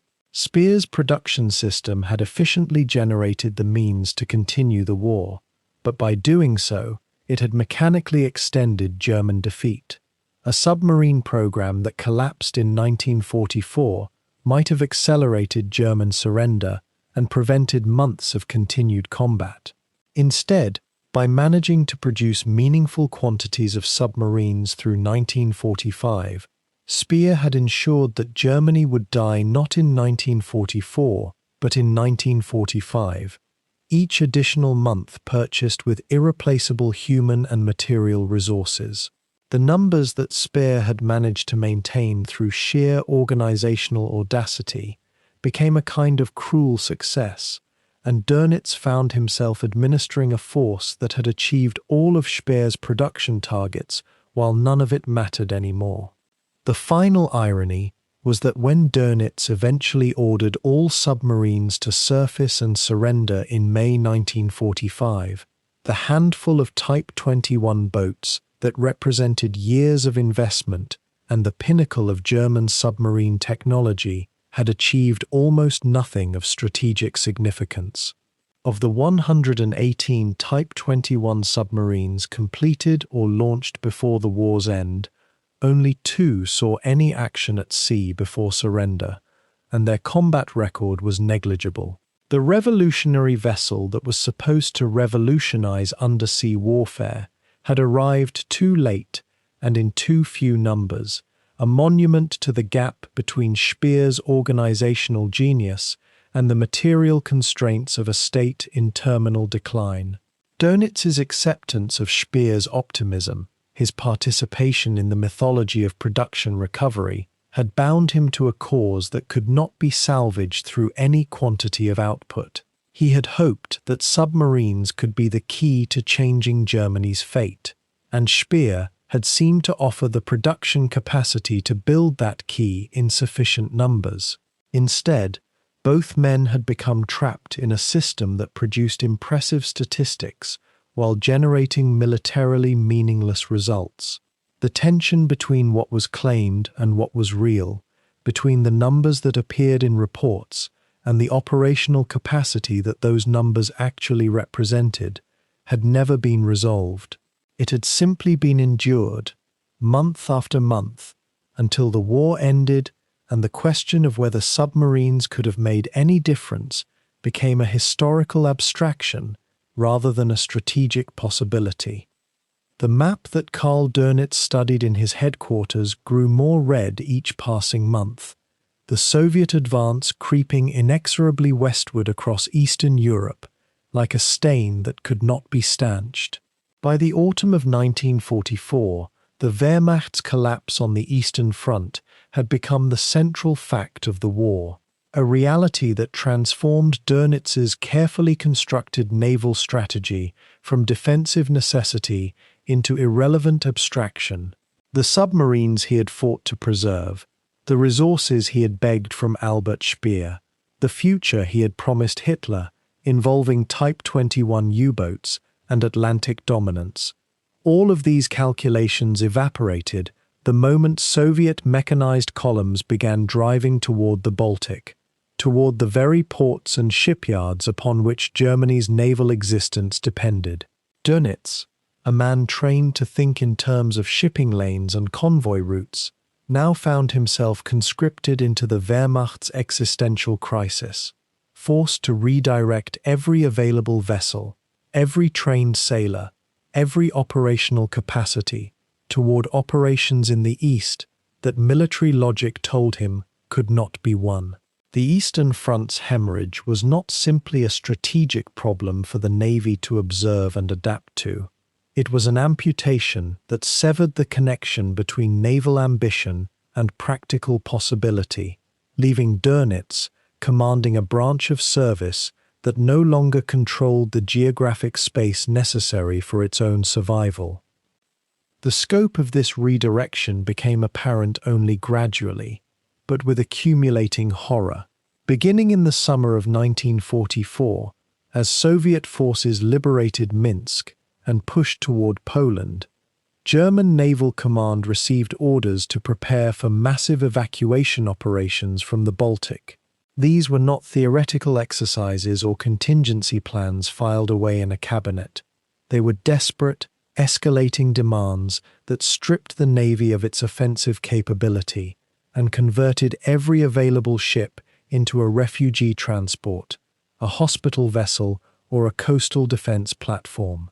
Dönitz watched as destroyers, cruisers, and modern torpedo boats that might have harassed Allied convoys in the North Sea found themselves instead ferrying panicked soldiers, terrified civilians, and wounded Wehrmacht personnel away from the Soviet advance. The Wilhelm Gustloff, the largest refugee ship ever constructed for civilian purposes, became a symbol of this transformation, requisitioned from its original role and pressed into service carrying thousands of evacuees from the east, a massive target vulnerable to submarine attack that the Allies would eventually sink with devastating loss of life. Minesweepers designed to protect U-boat operations in the Atlantic were reassigned to clearing sea lanes in the Baltic and around Polish ports, their specialized capabilities diverted to tasks that had nothing to do with Germany's strategic vision. Coastal defense batteries that might have supported naval operations against British forces found themselves defending against Soviet amphibious assaults on the Prussian coast, turning tactical support into desperate survival. The machinery of naval war, so carefully calibrated toward a single strategic objective, across years of conflict, was being dismantled piece by piece, repurposed into an instrument of retreat. The human cost of this transformation became almost unbearable to contemplate. Thousands of trained submariners, the most elite and specialized personnel in the entire German Navy, were pulled from U-boats and combat training to serve as replacements for the Wehrmacht's mounting losses in ground combat. These men, individuals who had spent years learning the intricate procedures of submarine warfare, who understood complex mechanical systems and coordinated tactics that demanded months of preparation, were stripped of their expertise and fed into the machinery of land warfare as ordinary infantry. To Dönitz, this represented not simply a loss of manpower, but a squandering of irreplaceable human capital, the destruction of a professional military caste that could never be rebuilt even if Germany somehow survived the war. Naval officers found themselves reassigned to rearguard commands in East Prussia, defending crumbling defensive lines rather than commanding squadrons. Experienced petty officers and ratings disappeared into the Wehrmacht's reinforcement pools, their specialized knowledge becoming useless as the Navy itself shrank toward nothingness. The Baltic Flotilla, once a proud element of German naval power, became increasingly a floating casualty ward and rescue service rather than a combat force. Dönitz could read the reports of these casualties and redirections with the cold understanding of a professional military administrator, yet something within him, the part that believed naval warfare could still matter, must have recognized this as a form of defeat that no tactical brilliance could reverse. Every man diverted from the Navy was a concession that the war could no longer be won by the mechanisms Dönitz had spent his entire career perfecting. The situation in the Baltic itself deteriorated with shocking velocity during the winter of 1944 and into 1945, as Soviet forces pushed toward East Prussia and threatened to encircle German forces defending that increasingly isolated region. What had once been a German lake, a space where the Navy maintained unchallenged control and could coordinate operations with relative freedom, became a contested zone where Soviet naval power and land-based air superiority made every German surface operation a suicide mission. Destroyers sent to bombard Soviet positions or defend against amphibious landings found themselves overwhelmed by enemy air attacks from airfields that German pilots no longer possessed the strength to contest. Cruisers intended for commerce raiding and convoy disruption in the Atlantic discovered themselves instead providing close fire support for ground units engaged in desperate delaying actions, their guns directed at targets kilometers inland rather than at enemy shipping. The psychological transformation this represented was total and demoralizing. Naval officers who had trained their entire careers under the assumption that sea control was the foundation of strategic possibility now watched helplessly as air superiority and land power rendered the sea itself a zone of vulnerability rather than advantage. Soviet submarines began operating in the Baltic with increasing frequency, turning the hunter into the hunted, and German surface vessels, lacking adequate air cover and modern anti-submarine weapons, became prey to the very tactics that German U-boats had pioneered in the Atlantic. The naval war that Dönitz had envisioned as a struggle between submarines and Allied escorts, between German technical innovation and British tactical adaptation, was being overtaken by a completely different kind of warfare in which geography, ground power, and air superiority mattered infinitely more than the innovations of naval engineering. Yet the evacuations themselves demanded ever-increasing commitment of naval resources, transforming what began as precautionary measures into the primary operational focus of the entire service.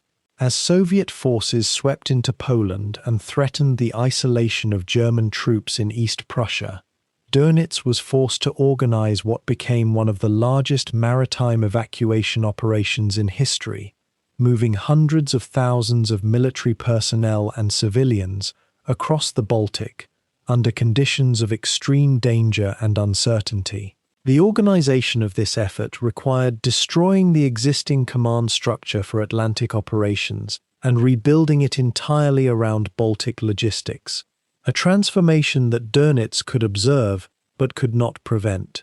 Freighters and passenger ships, requisitioned from every available source, were pressed into service, carrying refugees and soldiers to western ports where they might escape Soviet capture. The ships moved in improvised convoys, lacking adequate naval escort, traveling through waters increasingly patrolled by Soviet submarines and threatened by air attacks from Soviet airfields. Merchant captains and crews, who had spent years trying to avoid German U-boats, now sailed through those same Baltic waters, carrying human cargo that would be massacred if their ships were sunk.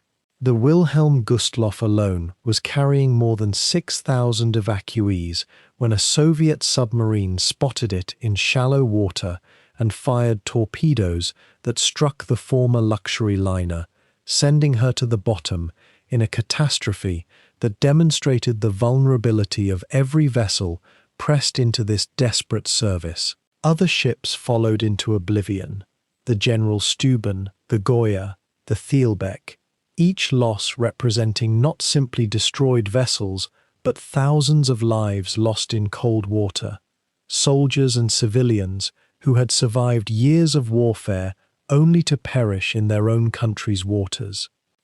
Dönitz watched this catastrophe unfold, knowing that every ship lost represented resources that could never be replaced, and that his own orders were sending these vessels into conditions that invited disaster.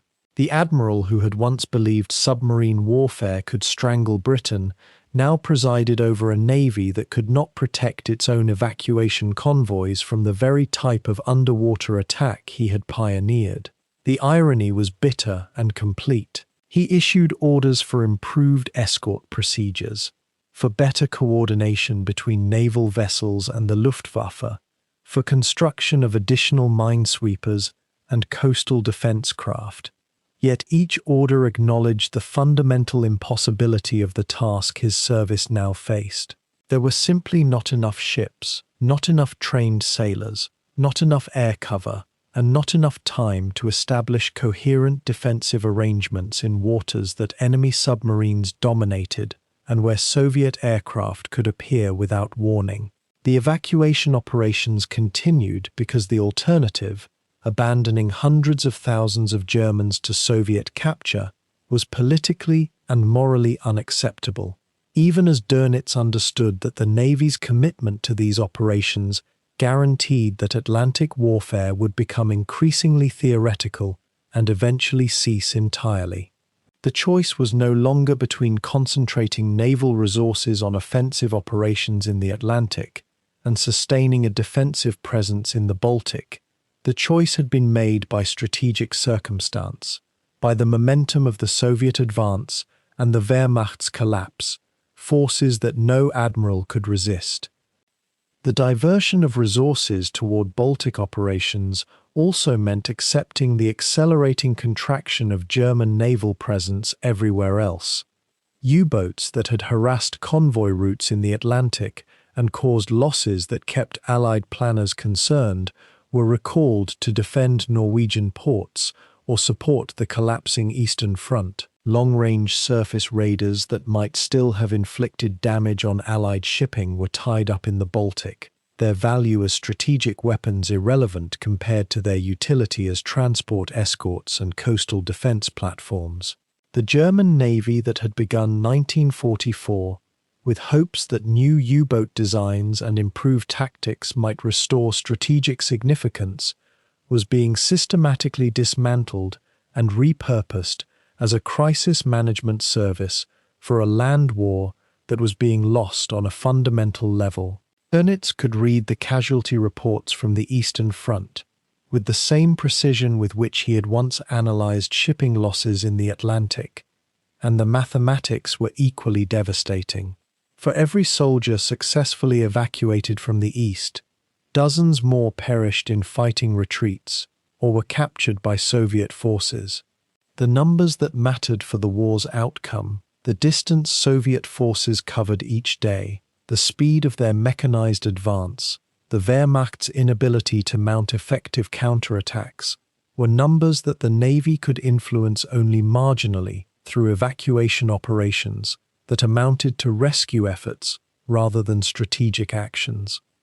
By early 1945, the situation had passed from desperate into surreal. Dönitz maintained a functioning naval headquarters and continued to issue orders that his subordinates attempted to execute. Yet both he and they understood that the Navy no longer existed as an instrument of German strategy in any meaningful sense. The ships that remained were either tied up in the Baltic, engaged in evacuation operations, or engaged in purely local defense tasks that would conclude within months. The U-boats that continued to patrol the Atlantic did so under orders that grew increasingly ambiguous, as Dönitz attempted to maintain some element of naval pressure on the Allies while simultaneously beginning to consider how to extract his forces from a war that was manifestly being lost.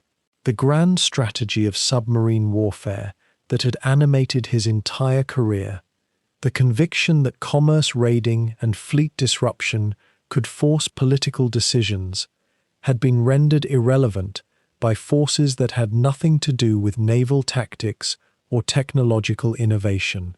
The Wehrmacht's collapse in the East was not a problem that naval operations could influence. The Soviet advance could not be slowed by sinking Allied supply ships. German air superiority in the Atlantic could not be restored through more innovative submarine designs. The campaign Dönitz had fought was being concluded by other means in other theaters, and his role had shifted from strategic commander to administrator of an orderly retreat that no longer involved serious combat operations. The psychological weight of this transformation must have been crushing for a man whose entire identity was bound up with service to naval warfare, and whose only meaningful achievements in this war had come through submarine operations. Dönitz had risen through the ranks as a technician and innovator, someone who understood the specific mechanics of naval combat and believed that professional competence could overcome material disadvantages. The Eastern Front's momentum was teaching him that competence meant nothing when geographic and industrial realities shifted decisively against your nation. The Wehrmacht's collapse was not the result of tactical errors or inadequate strategy in the East. It was the product of Soviet industrial capacity, Soviet manpower resources, and Soviet strategic vision operating at a scale that German military science, regardless of its sophistication, could not hope to overcome. Dönitz was learning a lesson that would frame the remainder of his war, that military excellence existed within constraints established by factors far beyond any commander's influence or control. The Navy could not defend a nation whose ground forces were being systematically destroyed. Ships could not protect a state whose air force had been eliminated. Submarines could not salvage a war that was being lost through mechanized attrition in the forests and steppes of Eastern Europe. The final months of 1944 and the early weeks of 1945 represented the grinding realization of this fundamental truth. Evacuation operations continued from the Baltic, consuming naval resources in a flood of desperate necessity. Dönitz issued orders that attempted to maintain some semblance of naval operations in both East and West, but the orders themselves became increasingly hollow as the material foundation for executing them disappeared. Ships were sunk faster than replacements could be built. Personnel were needed simultaneously in the East and West, but recruitment and training had effectively ceased. Fuel that had once been allocated to long-range U-boat patrols was redirected to coastal defense operations and evacuation convoys. The navy that Dönitz commanded in these final months was less a fighting force than an emergency service attempting to manage the collapse of the state it served. He could order operations, but the orders reflected adaptation to catastrophe rather than the execution of coherent strategy. The Eastern Front's hemorrhage had become the Navy's hemorrhage, and there were no bandages large enough to stop the bleeding. What distinguished Dönitz's response to this crisis from that of other German commanders was his attempt to maintain professional standards and operational coherence, even as the system itself disintegrated. He did not fall into denial about the situation or issue delusional orders expecting miraculous reversals. He adapted, redirected resources, and attempted to execute the best possible military response to circumstances that admitted of no good solutions. In this respect, he demonstrated the competence that had characterized his service throughout the war, the ability to command effectively within constraints, to make rational decisions based on available information, and to attempt to preserve the maximum capability even as circumstances forced systematic reductions. Yet this very competence now served only to manage decline rather than achieve objectives. Dönitz was a naval officer trapped in a war that was being decided on land, commanding forces that had been rendered strategically irrelevant, not through any failure of his own, but through the failure of the Wehrmacht to contain the Soviet advance. The Eastern Front's hemorrhage was not a naval problem that could be solved through innovative tactics or improved organization. It was a strategic catastrophe that the Navy could only observe, adapt to, and survive if possible. The war's outcome had been determined by forces that had nothing to do with naval warfare, and Dönitz, the spring of 1945, arrived in Berlin not as a season of renewal, but as the final act of a catastrophe that had consumed 12 years and millions of lives. By April, the Soviet Red Army had crossed the Oder River, positioning itself within striking distance of the German capital, and the sound of artillery fire had become so constant that it formed the ambient soundtrack to life in the bunker beneath the Chancellery. Hitler, now aged and visibly deteriorating, spent his days in an underground warren of concrete and steel, surrounded by the wreckage of his regime's ambitions, issuing orders to armies that no longer existed, and making strategic pronouncements about victories that could no longer occur. The outer defenses of Berlin were collapsing under the weight of Soviet assault. The Luftwaffe had been reduced to a handful of operational aircraft, and the Wehrmacht's final reserves were being ground to dust in desperate defensive actions across a shrinking front line. In this atmosphere of imminent apocalypse, with the walls literally closing in and the sound of gunfire growing louder each day, Adolf Hitler turned his attention toward one final administrative act, the selection of his successor, the man who would inherit the wreckage of the Third Reich after his death. Karl Dönitz, at his headquarters in Plön, near Kiel, remained focused on the impossible task of maintaining naval operations in the face of total Allied superiority. As the commander of what remained of Germany's surface fleet and the entire U-boat arm, Dönitz had spent months overseeing the slow-motion catastrophe of his submarines, sinking beneath the waves faster than new boats could replace them, and his attention was divided between managing evacuation operations on the Baltic and attending to the technical problems of keeping any fighting force operational in a nation whose infrastructure was literally burning. He had become one of the few military commanders Hitler still trusted, not because of any ideological affinity, but because Dönitz had demonstrated something Hitler prized above competence: absolute, unwavering loyalty, without question or condition. Where other generals had begun hedging their bets, making contacts with potential successors, or subtly distancing themselves from the regime's crimes, Dönitz had remained steadfastly committed to the Führer, attending conferences when summoned and executing orders without visible doubt or hesitation. This reliability, in a regime where betrayal was the constant currency of advancement and survival, had made him increasingly valuable in Hitler's eyes, particularly as other senior commanders fell into disfavor or proved themselves insufficiently devoted to the Nazi cause. The summons came to Dönitz in mid-April, ordering him to Berlin immediately to attend a Führer conference on matters of supreme importance. The journey itself was a hazardous undertaking, with Allied air superiority making any movement across German territory a gamble with fate. But Dönitz boarded an aircraft and flew toward the dying capital, acutely aware that his presence was required for purposes he could only guess at. When he arrived at the bunker, he found Hitler in a state that shocked even those familiar with the Führer's recent decline. The man was barely recognizable as the figure Dönitz had known and served, visibly aged, trembling, and moving with the shuffling gait of someone for whom physical existence had become a burden.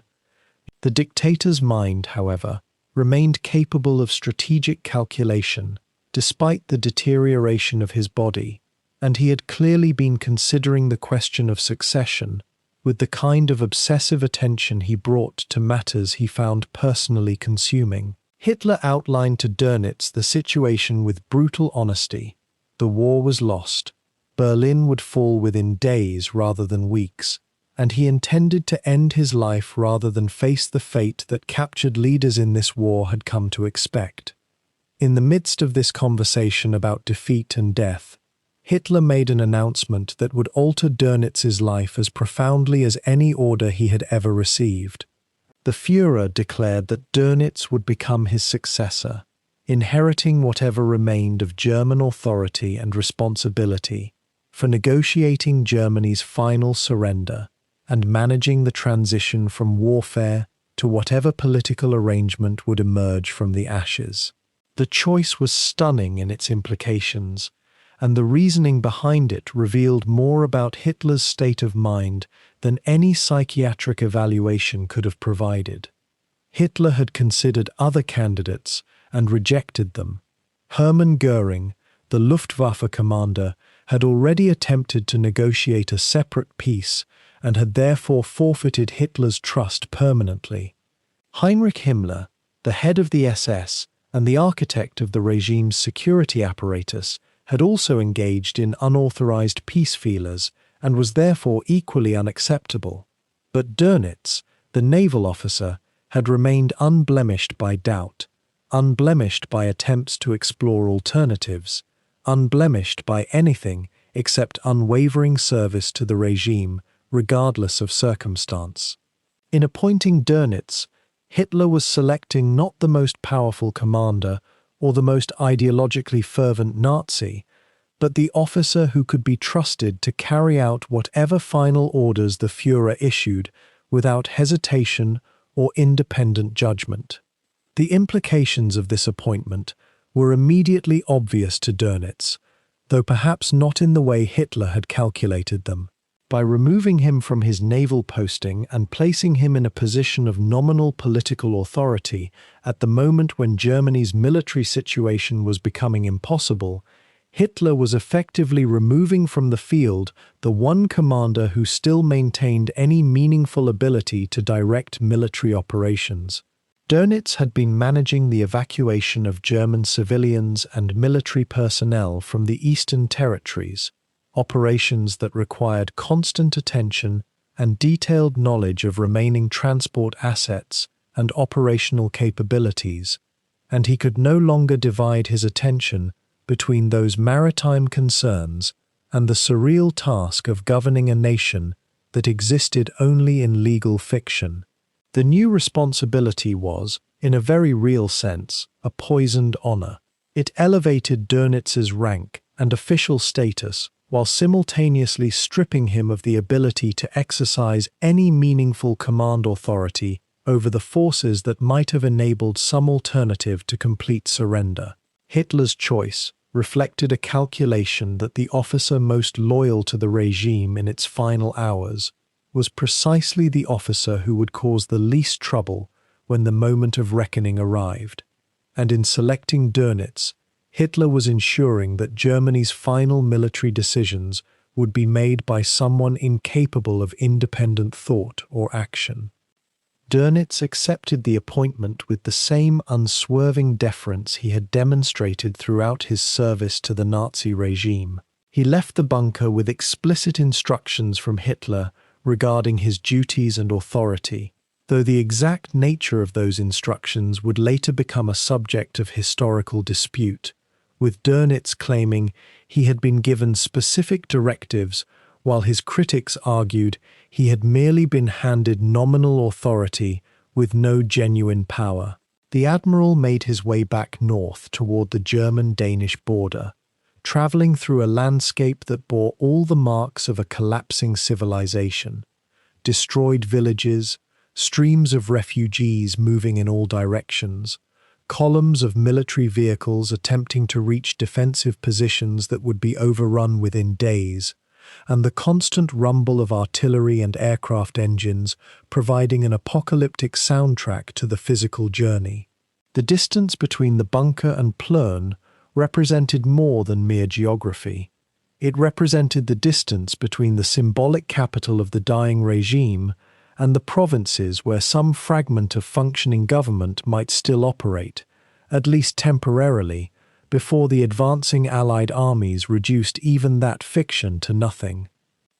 In the final days of April, as Dönitz was establishing his new headquarters in Schleswig-Holstein, Hitler died in the bunker, either by his own hand or by some final order he issued in the moments before his death.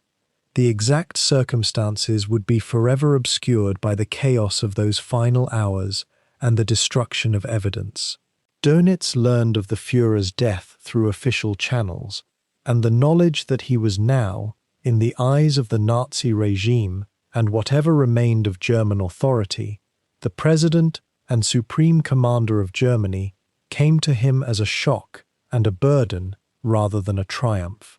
He was now, technically and legally, the successor to Adolf Hitler, the inheritor of the regime's authority, and the responsible party for whatever actions would be taken in Germany's name during the days remaining before unconditional surrender became inevitable. The military establishment received this announcement with bewilderment.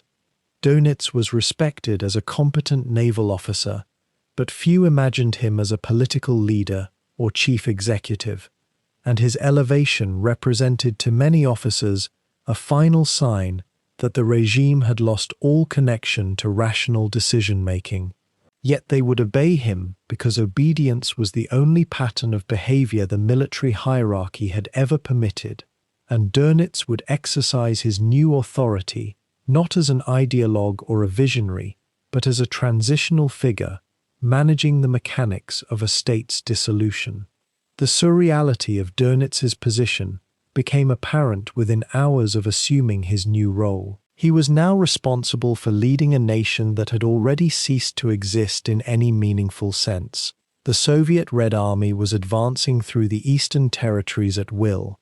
The American and British forces were driving through the western provinces, and Berlin itself was under direct assault as Soviet troops fought street by street through the capital.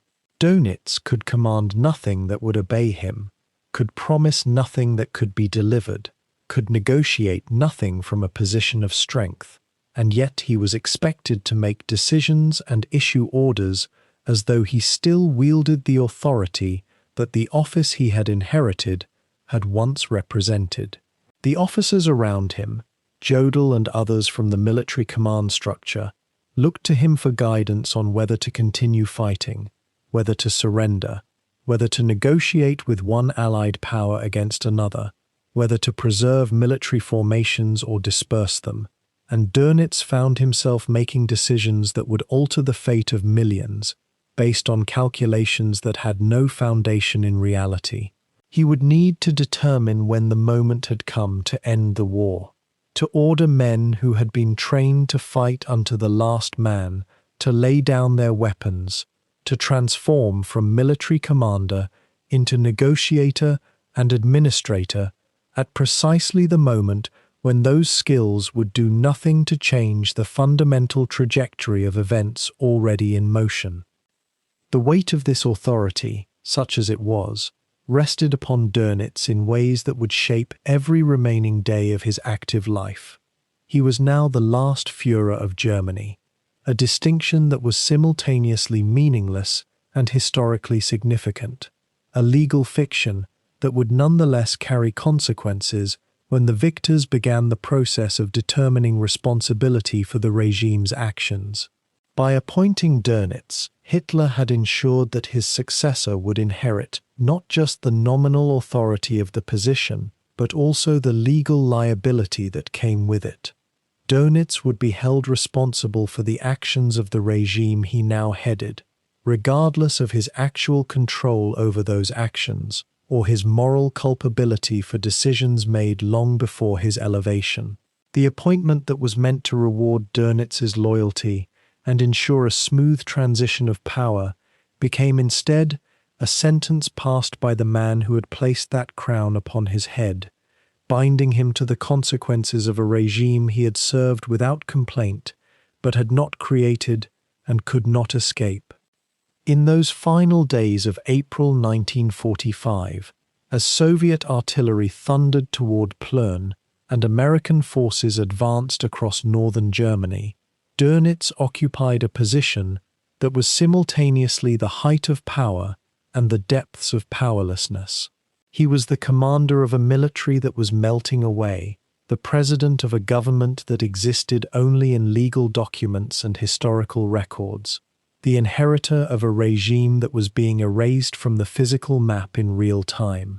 The officers around him pressed for decisions. Should they continue fighting? Should they attempt to negotiate with individual Allied powers rather than accepting unconditional surrender? Should they preserve military formations for some unknown future struggle? Dönitz would face these questions in the coming days, and his answers would determine not just the formal end of the war, but also his own fate when the moment of reckoning arrived. The promotion that Hitler had granted him in the bunker, meant as an honor for loyalty, had transformed into a burden that would define the remainder of Dönitz's life and ensure that he would be judged not simply as a naval officer, but as the final political leader of the Nazi regime, a distinction that no amount of later protests about limited authority could diminish. In the final hours of April 1945, as Soviet artillery hammered the outskirts of Berlin and the Third Reich's military structure collapsed into chaos, Adolf Hitler faced a choice that would alter the course of one man's fate. The Führer sat in his bunker, surrounded by the remnants of his court, and began dictating his political testament. He had already decided that whoever inherited the wreckage of German power must be someone he could trust absolutely, someone whose loyalty had never wavered, someone whose competence might lend legitimacy to impossible circumstances. His mind turned to Karl Dönitz. The Grand Admiral had proven his reliability across years of total war, had never questioned orders, had never plotted against the regime, and had maintained his technical expertise while others descended into competing factions and personal vendettas. Hitler believed, with what remained of his judgment, that Dönitz represented stability and continuity at a moment when everything else was dissolving. The decision came as a shock not only to Dönitz himself, who learned of his new role only after Hitler's suicide, but to the entire surviving Nazi leadership. Here was a military specialist, a man whose authority rested on naval expertise, being asked to assume political and strategic command of a nation that had effectively ceased to exist. The appointment represented both an extraordinary honor and a perfectly calculated catastrophe. When Dönitz received word that he had been named Hitler's successor, he was at his naval headquarters in Plön, a small compound in Schleswig-Holstein, in the northernmost reaches of German territory, still under Nazi control. The location itself seemed almost farcical, a provincial estate far removed from Berlin, from the collapsing fronts, from any meaningful center of German power. Yet in that very remoteness lay a strange advantage. Plön was sufficiently distant from the immediate Soviet advance to offer temporary sanctuary, and its isolation from Berlin's governmental apparatus meant that Dönitz arrived at his new post without the accumulated baggage of having witnessed the regime's final dissolution in the bunker itself. He had not seen Hitler's physical decay, had not experienced the atmosphere of paranoia and fantasy that infected the bunker's final days, had not watched subordinates betray one another in desperate scrambles for the Führer's attention.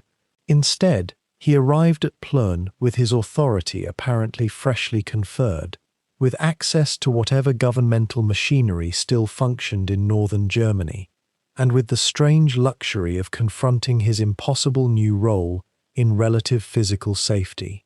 The irony was complete. The man who had spent the war commanding U-boats across the Atlantic now found himself commanding a government that existed only in name.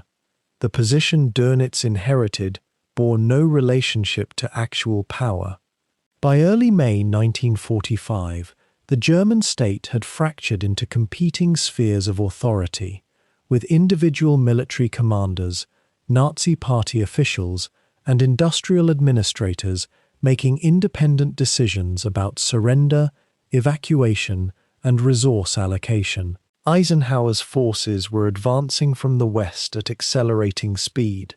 The Soviets were consolidating control over conquered Eastern territory, and the entire administrative structure that had once coordinated German policy through Berlin had disintegrated into isolated fragments. Dönitz's authority as president derived from a document signed by a dead man in a bunker that no longer existed, and every general and official he encountered knew with complete clarity that his mandate was theatrical rather than real.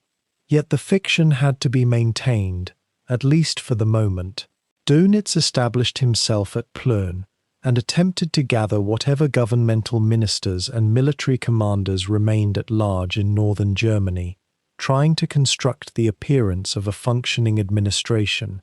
He appointed a cabinet, received reports from scattered military units, and engaged in negotiations with Allied representatives about the terms of surrender. To any observer, the effort must have seemed almost surreal, like watching a man arrange furniture in a house that was actively burning down around him. The physical arrangements at Plön reflected the degradation of Nazi authority in those final days. The compound was modest by the standards of previous German government centers, lacking the grandeur that might have reinforced Dönitz's legitimacy even symbolically. Communication equipment was unreliable, with telephone lines frequently cut by advancing troops and radio transmissions vulnerable to Allied interception. Food was scarce. Deliveries from surrounding towns were becoming impossible as transportation networks collapsed, and the small staff that had assembled around Dönitz existed in a state of constant uncertainty about whether the compound would remain safely behind German lines or suddenly find itself surrounded by enemy forces. Windows had to be covered to prevent identification from the air, as American and British bombing continued sporadically even in these final days. The darkness and isolation reinforced the sense that Dönitz was presiding over a phantom government, conducting ceremonies of statecraft in a building that might be overrun at any moment. Officers came and went, some seeking confirmation of their authority to negotiate local surrenders, others simply desperate for any instructions that might clarify the chaos surrounding them. Dönitz found himself making decisions about the disposition of military units, the allocation of remaining supplies, and the terms under which German forces would stand down, not because he possessed genuine authority to do so, but because he was the only person present who claimed any legitimacy at all. The negotiations surrounding Germany's surrender consumed Dönitz's first days as head of government. He faced pressure from multiple directions simultaneously. On one hand, the military situation was militarily hopeless, with no possibility whatsoever of continued organized resistance beyond days. American and British forces were advancing so rapidly that any delay in authorizing unconditional surrender risked allowing Eisenhower to declare Germany defeated on his own terms, eliminating even the minimal dignity of a formal capitulation. On the other hand, there remained certain elements of the military and party hierarchy who either hoped for some miraculous reversal or who simply refused to accept that their world was truly ending. Dönitz had to navigate between these conflicting pressures while maintaining the appearance that he was still exercising meaningful command. He accepted military delegations reporting on the status of formations that no longer existed in any coherent sense. He issued orders to unit commanders, who often lacked the ability to relay those orders to troops under their nominal command, and he participated in discussions about where German forces should surrender to minimize the likelihood that they would fall into Soviet hands. Throughout all of this, Dönitz maintained his bearing as an officer, treating the business of state with formal precision, even though everyone involved understood that the state itself was a legal fiction. The relationship between Dönitz and the military apparatus still functioning in northern Germany was peculiarly complex. Many senior officers had little regard for Dönitz as a politician or statesman, regarding him as purely a specialist in naval matters, suddenly thrust into authority beyond his competence. Yet they also recognized that in the absence of any other legitimate authority, Dönitz represented the only framework through which organized military surrender could occur. If Dönitz's authority could be accepted, then the Wehrmacht might stand down in an orderly fashion, preserving at least some structure and dignity in defeat. If his authority was rejected, then only chaos would follow, with individual commanders making unilateral decisions about surrender, units fragmenting into competing factions, and the final days of German military power devolving into complete anarchy. Dönitz understood this perfectly, and he leveraged it skillfully. He made decisions in consultation with military advisors rather than attempting to impose his personal will. He sought consensus rather than demanding obedience, and he conducted himself as a coordinator of surrender rather than as the wielder of absolute power. This approach was both more honest about the actual situation and far more effective in maintaining whatever vestiges of authority he possessed. Yet maintaining legitimacy required constant acknowledgement of the obvious, that Dönitz's government was temporary and that surrender was imminent. He could not attempt to project the impression that German military recovery was possible, as such claims would be instantly recognized as delusional and would destroy his credibility. Instead, he had to convince military commanders and surviving officials that continued resistance would only cause unnecessary suffering without changing the ultimate outcome. This meant emphasizing that Germany's military defeat was absolute, that further fighting would only prolong the agony of German civilians and soldiers, and that the most patriotic course of action was to bring the war to an end through negotiated surrender rather than through hopeless last stands. This argument, while undoubtedly true on its merits, was deeply painful for men who had sacrificed enormously for Nazi Germany and who now faced the prospect of either captivity or occupation of their homeland. Dönitz's ability to articulate this message with apparent conviction was crucial to his success in maintaining order during these chaotic final days. He presented surrender not as capitulation to enemies, but as a military necessity, a final service to the German people. The physical movement of government business from Berlin to Plön had severed Dönitz from the immediate vicinity of the catastrophe. He learned of Hitler's suicide after the fact, rather than experiencing it directly. He was not present when Soviet forces captured the bunker, when the bodies were discovered and incinerated, or when the immediate aftermath of the regime's violent end unfolded in Berlin. This distance was psychologically significant. Dönitz could frame his assumption of power as a legitimate transfer of authority, rather than as a desperate scramble for power in the bunker's final hours. He could pretend, and partly believe, that he was genuinely carrying out Hitler's last wishes, rather than simply inheriting a doomed administration. The distance also insulated him from the immediate pressure of Soviet forces that was driving much of the urgency to surrender. In Berlin, military leaders were making decisions while actually hearing Soviet artillery and watching Soviet troops appear on the horizon. In Plön, Dönitz had the luxury of slightly greater remove, though not much. Soviet forces were still advancing westward, and the window for organized German surrender was closing by the hour. As the days passed and the military situation deteriorated beyond even Dönitz's most pessimistic calculations, the question of when to authorize unconditional surrender became increasingly pressing. Dönitz understood that the moment of surrender would define how he was perceived not only in the immediate aftermath, but in historical memory. If he delayed too long, additional soldiers and civilians would die unnecessarily, and he would bear responsibility for those deaths. If he surrendered too hastily, he might face accusations that he had failed to preserve German options or protect German interests. He also had to manage the expectations of various military commanders, some of whom hoped to negotiate favorable surrender terms, and others who simply wanted clear orders about what to do with their troops.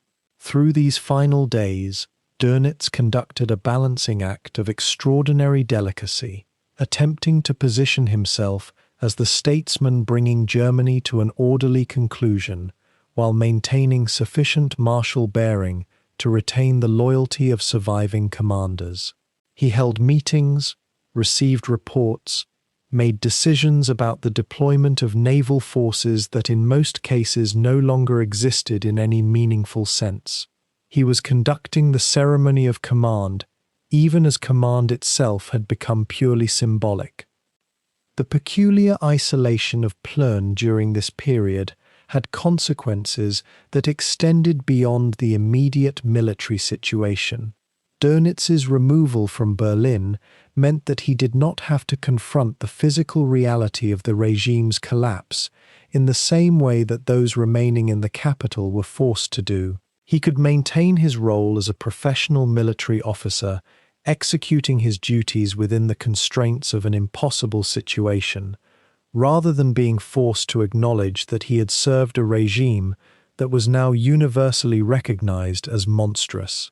This distance would later prove significant when Dönitz attempted to construct his historical defense. He could claim that he had simply inherited an impossible situation and had done his best to manage it with professional competence, without having to acknowledge the moral dimensions of the regime he had served for so long.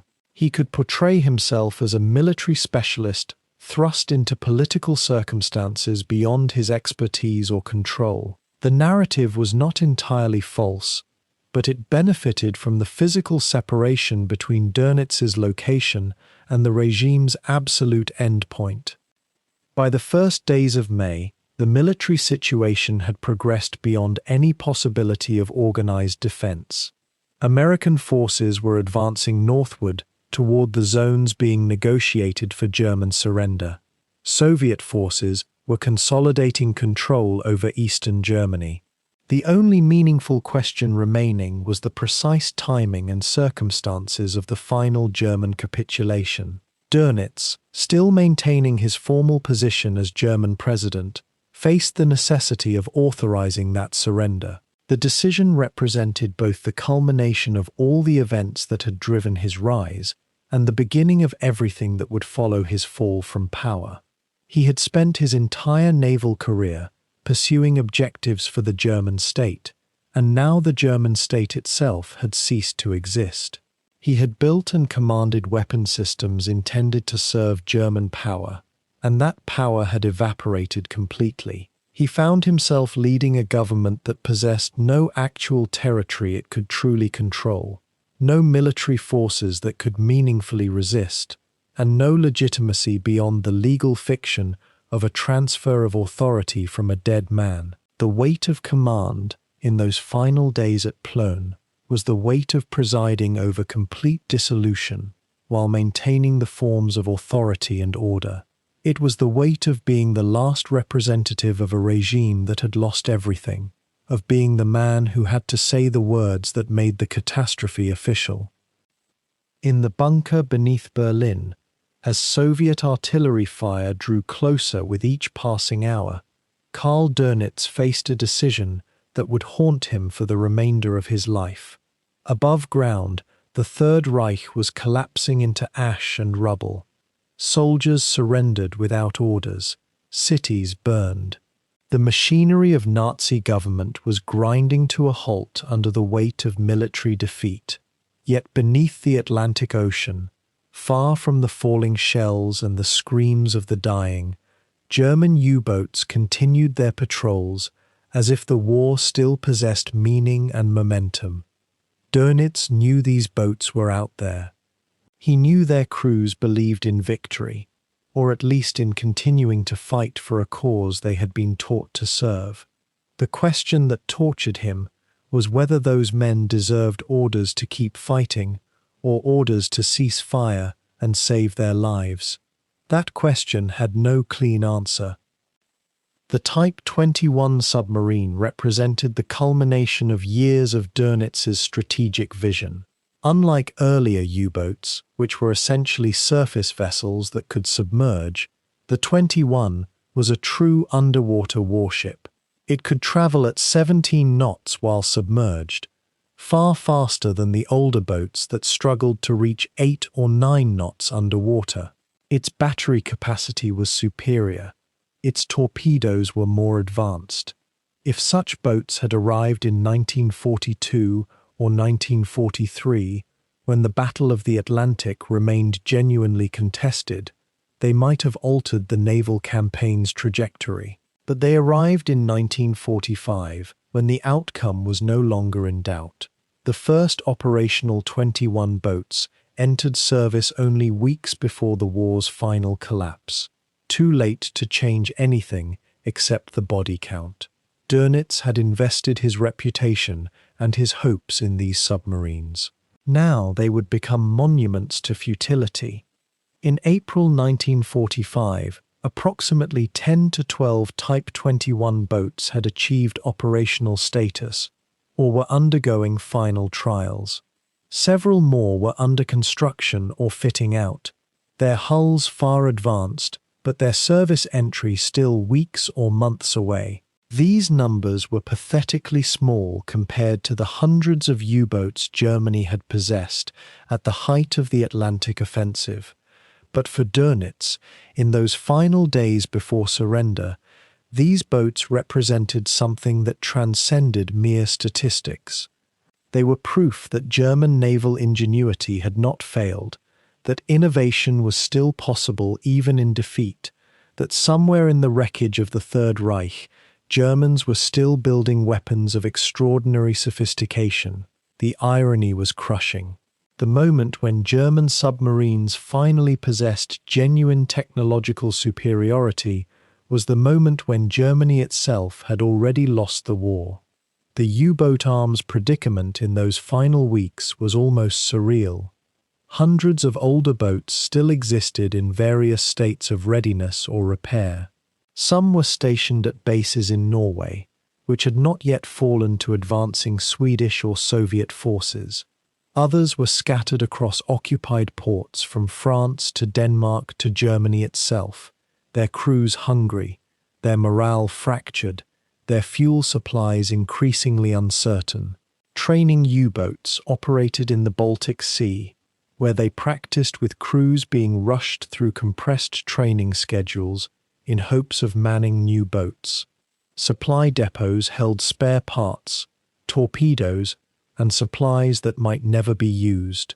The entire vast apparatus of the U-boat service, which had consumed enormous resources and countless German lives, was still technically operational, even though the war was manifestly over.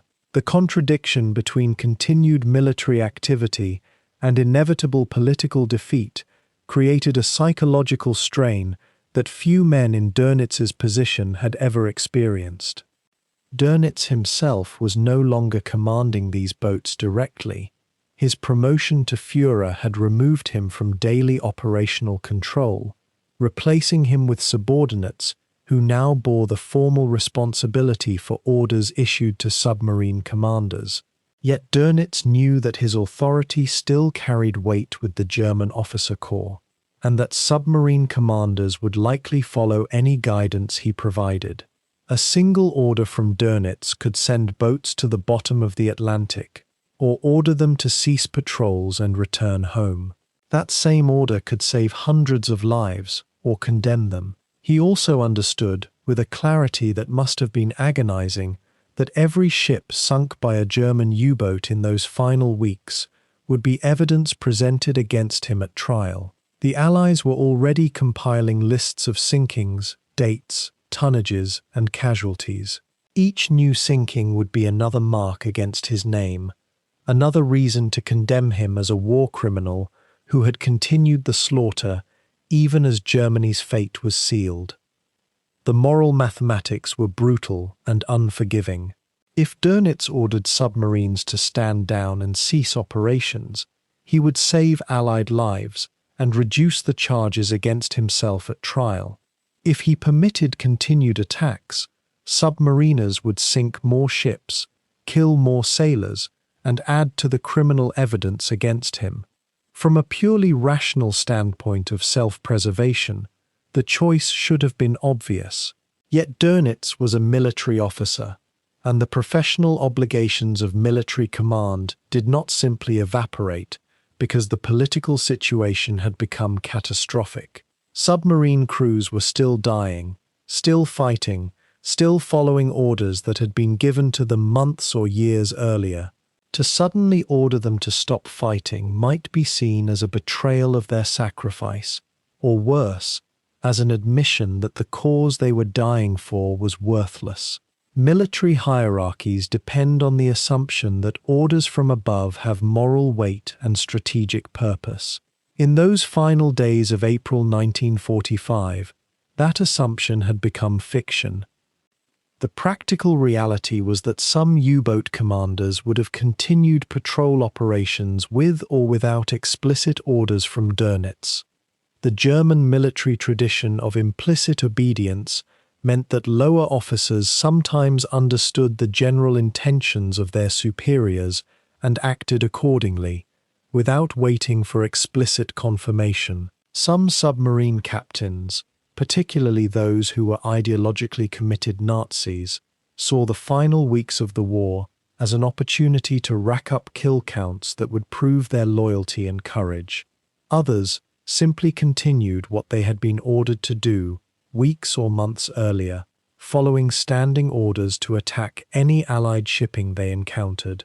Still others were confused about what was happening, receiving fragmentary radio signals as communication networks collapsed, unable to determine whether the war was truly ending or whether rumors of surrender were merely propaganda intended to demoralize them.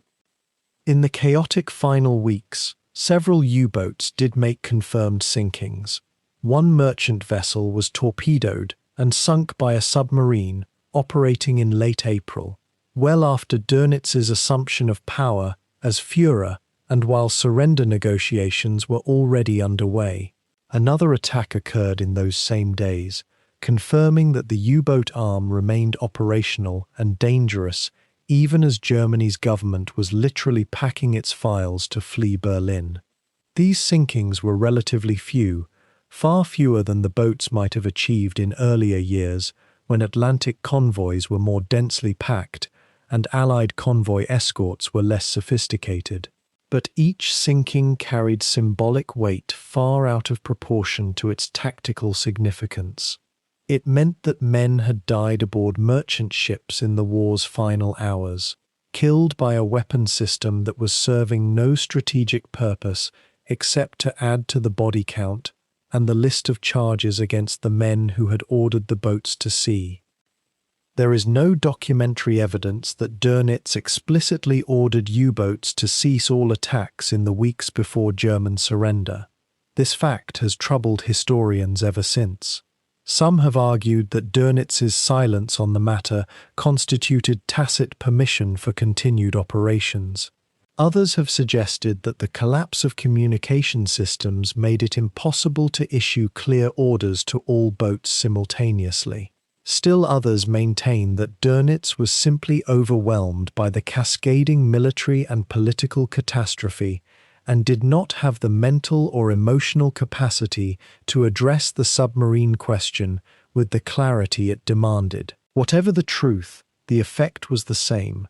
U-boats continued to patrol. Some continued to fire torpedoes. More sailors died in those final weeks for a cause that was already lost. The Type 21 boats themselves became symbols of this tragic waste. The boats that had finally achieved operational status were not deployed in massive coordinated wolf-pack operations as Dönitz had once dreamed. Instead, they operated in isolation or in small groups, constrained by fuel shortages, by the Allied domination of the Atlantic, and by the fact that there were so few of them that they could not achieve meaningful concentration of force. A handful of 21s never even fired a torpedo in anger.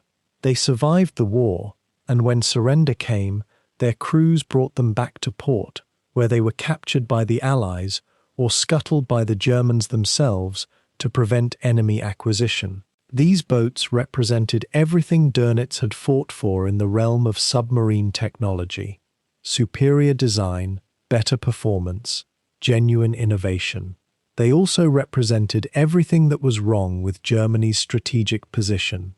Technological brilliance meant nothing when you were losing on every front and your resources were exhausted. The final surrender order, when it came, would include explicit instructions to German U-boats. Dönitz would order all submarines to surface, to hoist a white flag, or sail peacefully into designated port areas where they would be surrendered to Allied forces.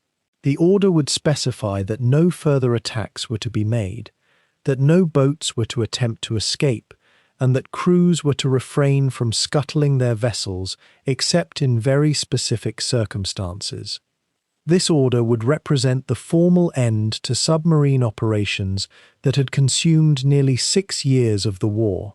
But even in that moment of final surrender, the contradiction between past actions and present intentions would be unmistakable.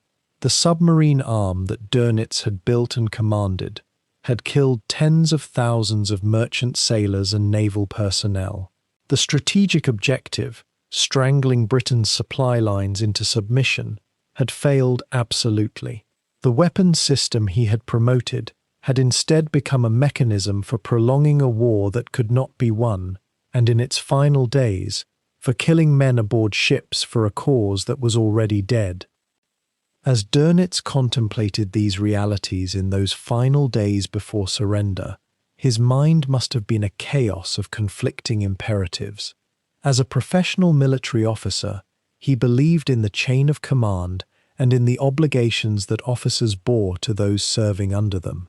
As a political leader of what remained of the German state, he bore responsibility for minimizing further destruction and suffering. As a man facing trial and likely conviction, he understood that every sinking, every death, every torpedo fired in those final weeks would be used against him as evidence of continued criminality. History would judge him not only on what he had accomplished in years of war, but on what he had permitted to continue when the war was already lost.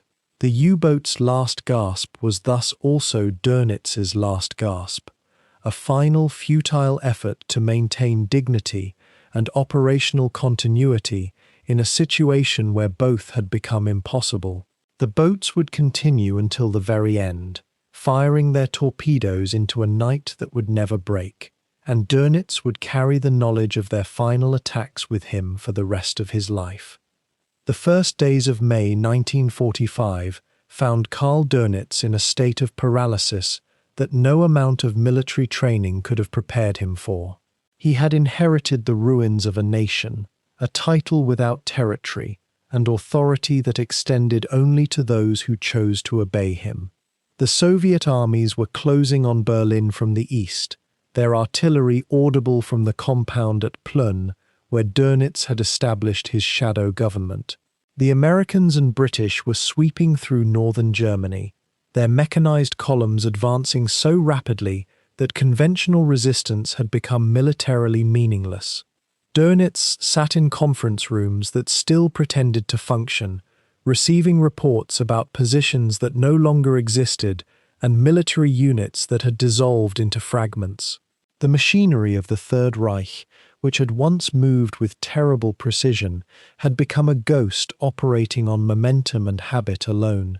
Every order he issued carried the knowledge that it might be his last, that the window for meaningful action was measured not in weeks or even days, but in hours.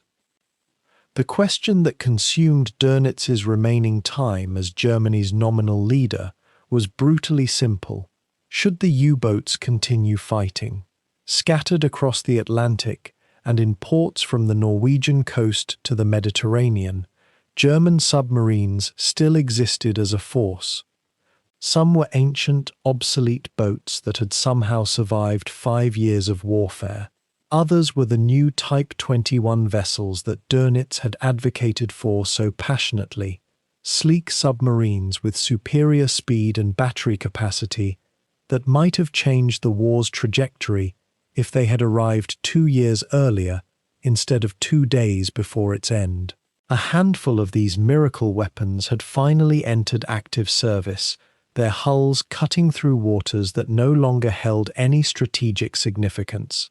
Every day that these submarines remained under operational orders meant the possibility of additional sinkings, additional deaths aboard merchant vessels, and perhaps escort ships.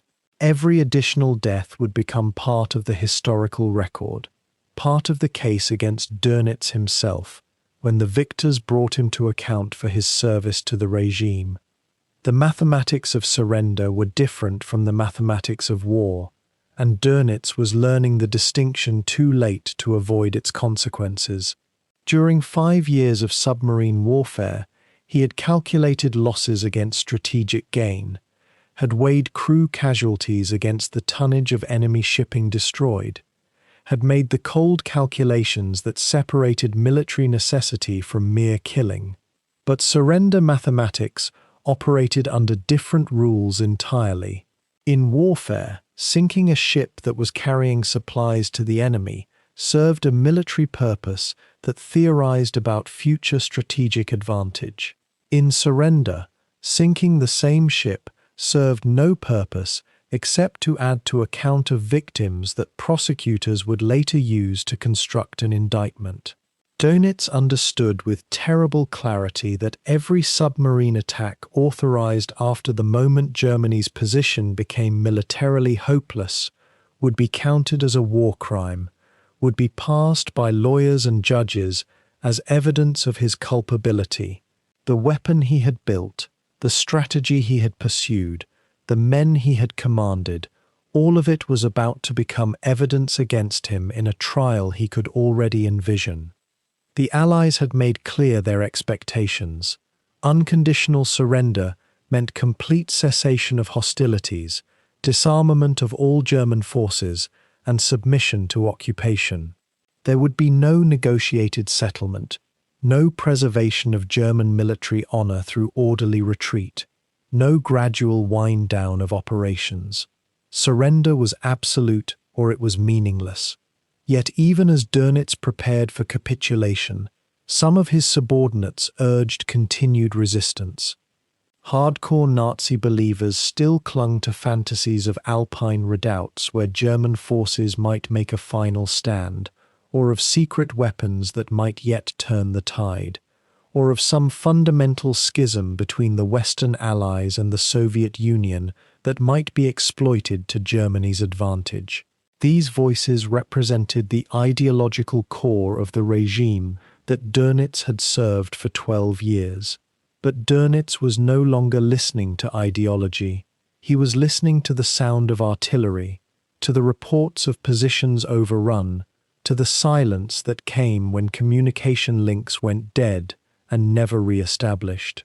He was listening to the mathematics of military defeat. On the 7th of May, 1945, Dönitz made his decision. The order went out to every U-boat command, every submarine flotilla, every scattered naval unit still nominally under German control. Cease all offensive operations immediately. Surface all submarines and proceed to designated ports. Cooperate fully with Allied forces. The order was transmitted via radio, knowing that some boats would receive it and some would not, that some captains would obey instantly and some would require hours or days to respond, that communication itself had become fragmentary and unreliable. But the order was clear and unambiguous. The submarine war, which had begun with such promise in 1939 and had consumed countless lives across 6 years, was over. The wolf packs would hunt no more. The boats that had prowled the Atlantic, the Mediterranean, and the Arctic would surface in surrender rather than sink in defiance. What Dönitz felt in that moment can only be imagined through the sparse documentation that survives and the memoirs he would later write in captivity. He had believed in the submarine as a weapon that could alter the course of history, had advocated for resources and personnel with passionate conviction, had thrown the full force of his intelligence and technical expertise into making the underwater offensive work. He had lived the consequences of the Atlantic War, had received reports of his men drowning in sinking U-boats, had known the names of experienced commanders whose boats simply vanished and never returned. He had fought for strategic resources against Goering and Speer, had calculated the mathematics of production and loss, had made decisions that meant life and death for hundreds of submariners. And in the end, it had all meant nothing. The weapons he built had not strangled British supply lines. The strategy he pursued had not forced Churchill to negotiate. The men he commanded had died for a cause that was already lost before they ever left port. The practical mechanics of surrender consumed the hours that followed. U-boats began surfacing in designated areas, their commanders hoisting white flags and awaiting Allied escort vessels. Some boats that had been submerged for weeks gradually broke the surface, their hulls encrusted with ocean growth, their crews exhausted from the tension of evasion and knowing the war's end was near.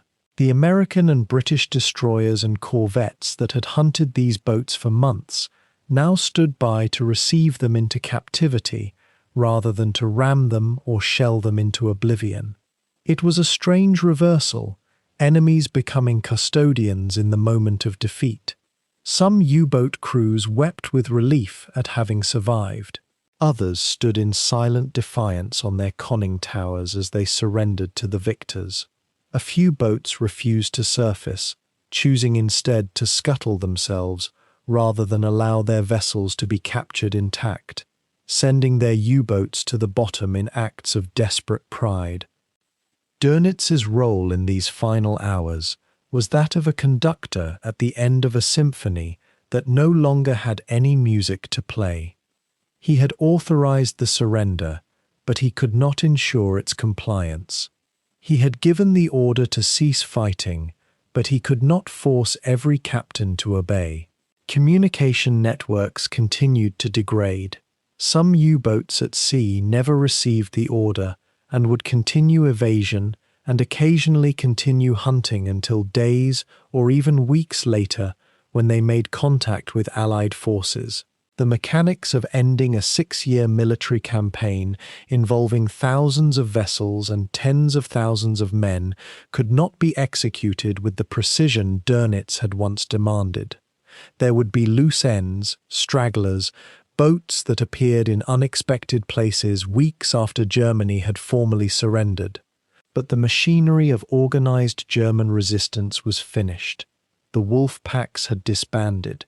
The U-boat service that Dönitz had built into the regime's most technologically sophisticated and professionally competent military branch was now merely a fleet of captured vessels awaiting examination and eventual scrapping. The human dimension of surrender was perhaps even more wrenching than its military aspect. Dönitz had spent 12 years building relationships with the submarine officer corps, had cultivated a sense of professional identity and shared mission among men who served in one of the most dangerous military roles that existed. He had fought to secure better conditions for submariners, had advocated for them to Hitler, had stood by them when their losses became catastrophic. Now those same men would be prisoners of war, would be interrogated by Allied intelligence, would face uncertain futures in a defeated nation. Some would spend years in captivity. Some would emerge to find their homes destroyed and their families displaced. Some would face the question of their own culpability in a military service that had operated under the banner of Nazism. Dönitz could not spare them these consequences. He could only order them to surface and trust that surrender in the field would be preferable to continued evasion in an already lost war. The practical machinery of surrender required Dönitz himself to participate in negotiations with representatives of the conquering powers. There were discussions about the terms under which German armed forces would lay down their weapons, about the timeline for evacuation of German-held territory, about the preservation of administrative continuity during the transition to occupation. Dönitz attempted to maintain the fiction that he represented a legitimate German government with whom the Allies could negotiate, but the reality was far different. The Wehrmacht's remaining field armies were dissolving. SS fanatics were conducting summary executions of soldiers who attempted to surrender. The machinery of government was fragmenting into regional authorities that barely acknowledged Berlin's authority. Dönitz was negotiating the terms of his own obsolescence, formalizing the handover of power to military commanders who would not acknowledge any German civilian authority whatsoever. On the 8th of May 1945, the formal instruments of unconditional surrender were signed in Reims and subsequently reaffirmed in Berlin in a ceremony designed to humiliate the defeated and celebrate the victors. Dönitz did not sign these documents personally, having delegated that responsibility to military representatives, but the signature of German authority was upon them nonetheless. The war in Europe was officially concluded. Hostilities were terminated. All German forces were to cease combat operations and submit to occupation. The radio broadcast went out to the remnants of German military command, to scattered units still fighting desperate rearguard actions, to submarines still at sea, to soldiers in fortified positions who had somehow not yet received word that the war was over. The words were formal and precise, stripped of ideology, offering no justification and no hope. Germany had been defeated. Surrender was total. Resistance was futile. For Dönitz personally, the moment of surrender represented the culmination of a trajectory he had set in motion years earlier, when he had chosen loyalty to Hitler over independence of thought. He had built the U-boat service through technical brilliance and administrative competence. He had risen to command of the Navy through professional excellence and unwavering service to the regime. He had survived the purges and intrigues that had eliminated other senior officers through a combination of political acumen and ruthless focus on military matters rather than ideological questions. And in the end, all of that competence, all of that technical expertise, all of that administrative efficiency had been placed in service of a regime whose ambitions were fundamentally different from his own. The submarine campaign had been one facet of a larger war that had always been unwinnable once the resources of America and the Soviet Union had been brought to bear against Germany. His role as a subordinate commander meant that he had never had the authority to question the overall strategy or to refuse participation in a war he might have personally doubted. The final days of Dönitz's active leadership were marked by a quiet acknowledgement of that reality. He had inherited a nation in ruins and a military that no longer existed except in name. He had authorized the surrender of the weapons system that had defined his professional identity. He had issued orders that would send his most loyal subordinates into captivity and exile. He had accepted that the innovations he had fought for, the strategies he had pursued, and the men he had commanded would now be measured not by military results, but by their contribution to a war that history would judge as both criminal and catastrophic. The wolf packs were silent. The U-boats surfaced in surrender. The admiral who had made them, feared now made them submit. And in doing so, he acknowledged what he had perhaps always known but never fully confronted, that he was not a master of history but a servant of it, that the forces that determined the outcome of the war were far larger than any submarine commander or naval strategist, and that the weapons he had built and the men he had commanded had been rendered meaningless by historical forces that no amount of tactical brilliance could overcome. In the grey dawn of May the 8th, 1945, Admiral Karl Dönitz stood in a small room in Plön, watching the world he had fought for collapse into rubble and ash. The surrender was signed, the orders were given.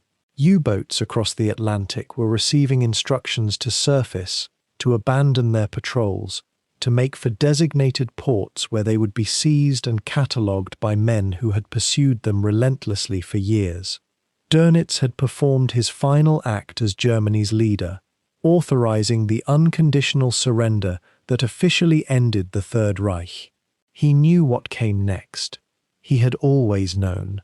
From the moment Hitler named him successor in that bunker beneath Berlin, from the instant the pencil touched paper and gave him a title that meant nothing in a nation that no longer existed, Dönitz understood that he was being preserved not for leadership, but for judgment. The victors would need someone to hold accountable, someone with a name and a face and a uniform that could be displayed to the world as evidence that order had been restored. Dönitz fit that role perfectly. He was the last Führer of Germany. History does not forget such distinctions, even when they last merely days. The British came for him on the 23rd of May. Soldiers arrived at his compound in Schleswig-Holstein with arrest warrants and expressions of bureaucratic efficiency. There was no drama, no confrontation.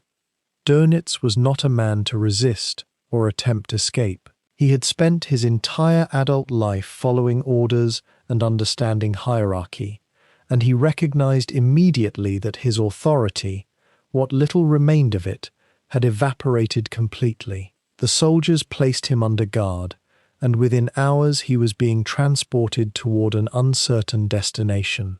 Dönitz carried with him only the clothes he wore and the certainty that his life as a free man had ended.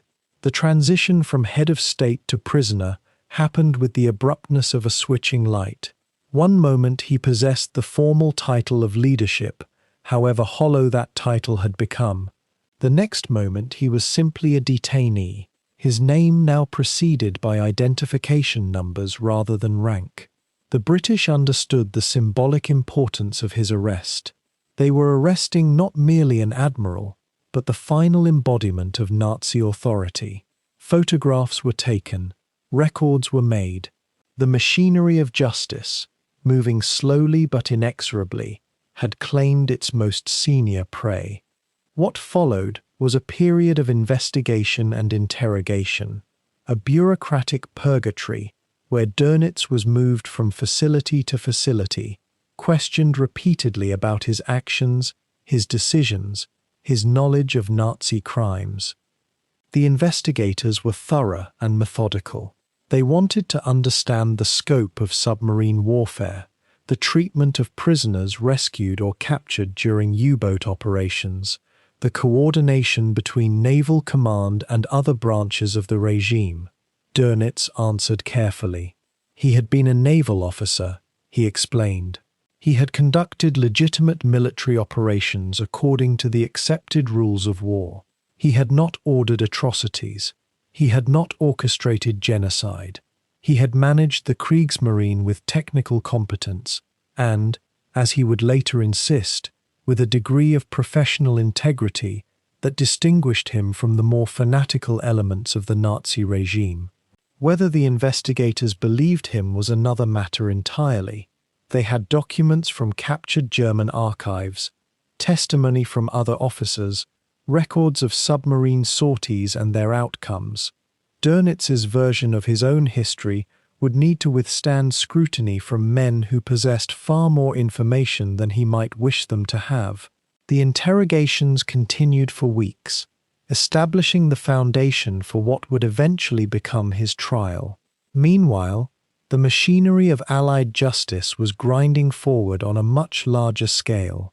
The decision had been made to prosecute the major Nazi leaders at an international tribunal in Nuremberg, a city that had once hosted the regime's massive party rallies and would now become the stage for its final judgment.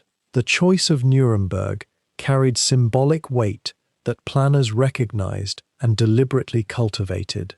The courtroom where proceedings would unfold was rebuilt after bomb damage, and its proceedings would be conducted with meticulous adherence to legal procedure, broadcast to the world so that everyone could witness that the victors would apply justice through law rather than through summary execution. Dönitz would be among the major defendants at Nuremberg, though his inclusion was not immediately certain. Some argued that he had been too distant from the worst crimes of the regime, that his authority had been too brief to justify his presence in the dock. Others contended that his role as Hitler's chosen successor, his decades of service to the regime, and his command responsibility for operations conducted under the Nazi banner placed him squarely within the scope of the tribunal's mandate. The debate resolved in favor of prosecution.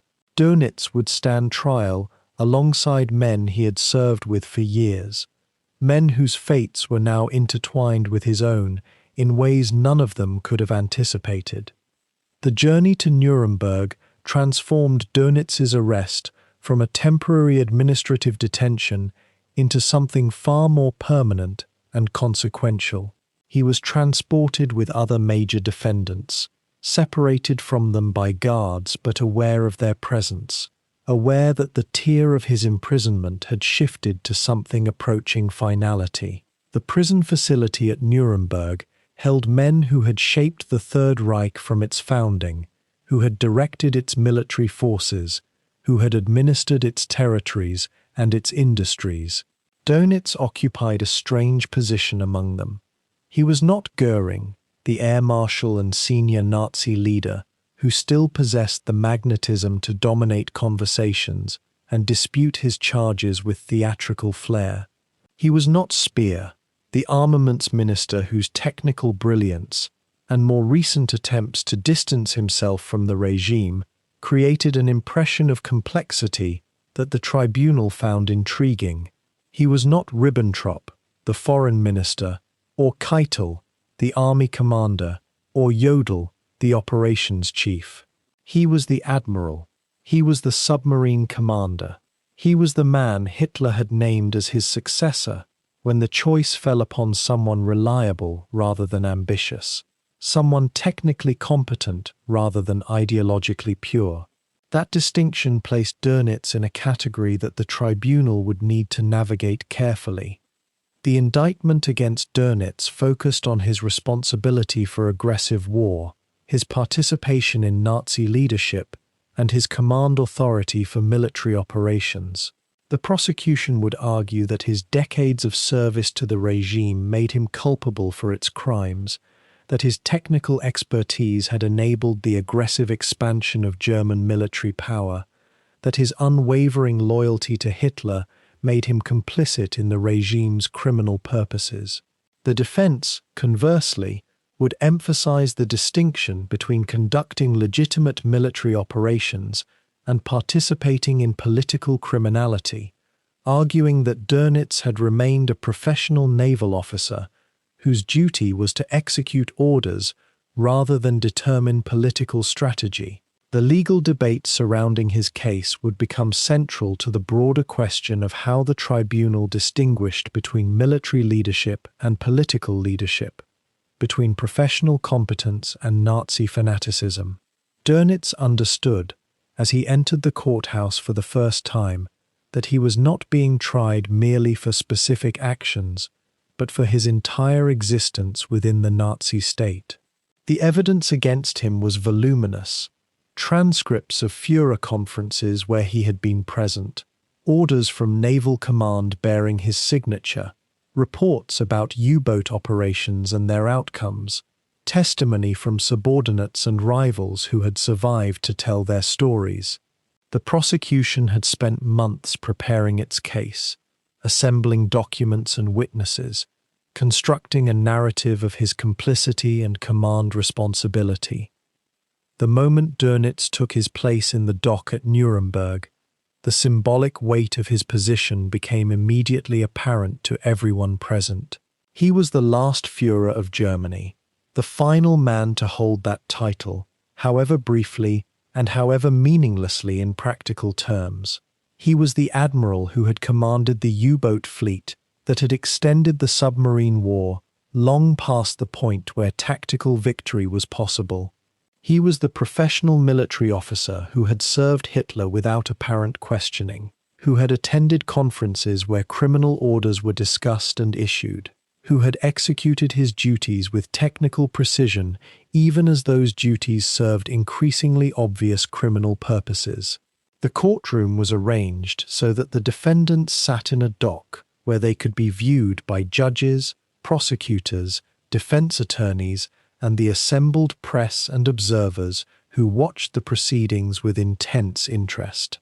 Dönitz maintained his bearing with the formality of a military officer, understanding that his deportment was being observed and interpreted, knowing that every gesture and expression would be analyzed for evidence of remorse or defiance or calculation. He wore a simple grey uniform without insignia, stripped of the symbols of rank and authority that had once distinguished his position. The uniform was meant to convey that he was merely a defendant now, not an admiral, not a leader, simply a man facing judgment for his role in history. The case against Dönitz was constructed with careful attention to the intersection of military professional action and Nazi criminal intent. The prosecution presented evidence that German U-boats had sunk merchant vessels carrying civilians and prisoners of war, that German naval operations had coordinated with other branches of the regime in ways that blurred the line between military and criminal activity, that Dönitz's command authority extended over operations that involved atrocities against captured personnel. The defense responded by arguing that submarine warfare, however destructive, remained a legitimate form of military operations that had been conducted by all maritime nations, that the losses inflicted on merchant shipping were tragic but not criminal, that Dönitz could not be held responsible for every action taken by every submarine commander under his nominal authority. The debate was technical and often arcane, involving detailed examination of naval regulations, the laws of war, the scope of command responsibility, and the distinction between culpability for orders and culpability for the regime that those orders served. Witnesses testified about specific incidents, specific operations, specific decisions that Dönitz had made or authorized or had knowledge of. The proceedings stretched across months, building a comprehensive portrait of Dönitz's role in the Nazi regime and the consequences of the military force he had commanded. What made Dönitz's trial particularly complex was the question of how to judge a professional military officer who had served a criminal regime without necessarily sharing the ideological commitments that made the regime criminal. He had not ordered genocide. He had not participated in the apparatus of racial extermination. He had not given voice to Nazi racial ideology or used his position to advance the regime's most visceral criminal purposes. He had managed a military branch with technical competence and professional standards that, compared to some other Nazi leaders, suggested a man capable of distinguishing between military duty and criminal action. Yet he had remained in that role even as the regime's criminality became undeniable. He had attended Führer conferences where decisions were made that he must have understood were not legitimate military matters, but extensions of the regime's criminal political ambitions. He had executed orders that he might have resisted or questioned, but did not. The tribunal faced the question of whether such professional distance from the most obvious crimes could offer him meaningful absolution, or whether serving the Nazi state with technical competence was itself a form of complicity that transcended the specific operations for which he bore direct command responsibility. The other defendants offered their own versions of events, their own attempts to establish their positions and their culpability. Dönitz listened to their testimony, heard how they characterized their roles, understood that the tribunal was trying to construct a coherent narrative of Nazi leadership from the contradictory accounts of men who had every reason to minimize their own culpability and maximize that of their rivals. Some defendants blamed Hitler for everything, presenting themselves as mere executors of orders they could not refuse. Others attempted to portray themselves as moderating forces within the regime, men who had prevented even worse outcomes through their presence and their counsel. Still others maintained unrepentant defenses of their actions, arguing that they had served their nation and their people as loyalty required. Dönitz's approach was more measured. He did not attempt to blame others excessively. He acknowledged his position and his authority. He argued that he had conducted legitimate military operations within the scope of his professional responsibility. He accepted the reality of defeat and the authority of the victors to try him, but he maintained that the judgment should distinguish between professional military action and political criminality. The courtroom became a space where different men offered different narratives of the same regime, and the tribunal had to sift through these accounts to construct a historical judgment that would carry moral and legal weight. As the trial proceeded, Dönitz became aware that his fate had already been largely determined. The tribunal would not acquit the last Führer of Germany. That much was politically impossible and historically untenable. The question was not whether he would be found guilty, but on what charges and with what severity. The evidence against him was sufficient to support conviction on the major counts: participation in aggressive war, war crimes, crimes against humanity. The question was whether the tribunal would accept his argument that his role as a professional military officer commanded a degree of legal and moral distance from the regime's most obvious criminal purposes. Would the tribunal recognize that there was a meaningful distinction between Dönitz's sphere of responsibility and that of others who had occupied the highest levels of Nazi leadership? Would the evidence of specific naval operations committed under his command outweigh the argument that he had remained, fundamentally, a military professional executing legitimate military duties within an illegitimate state?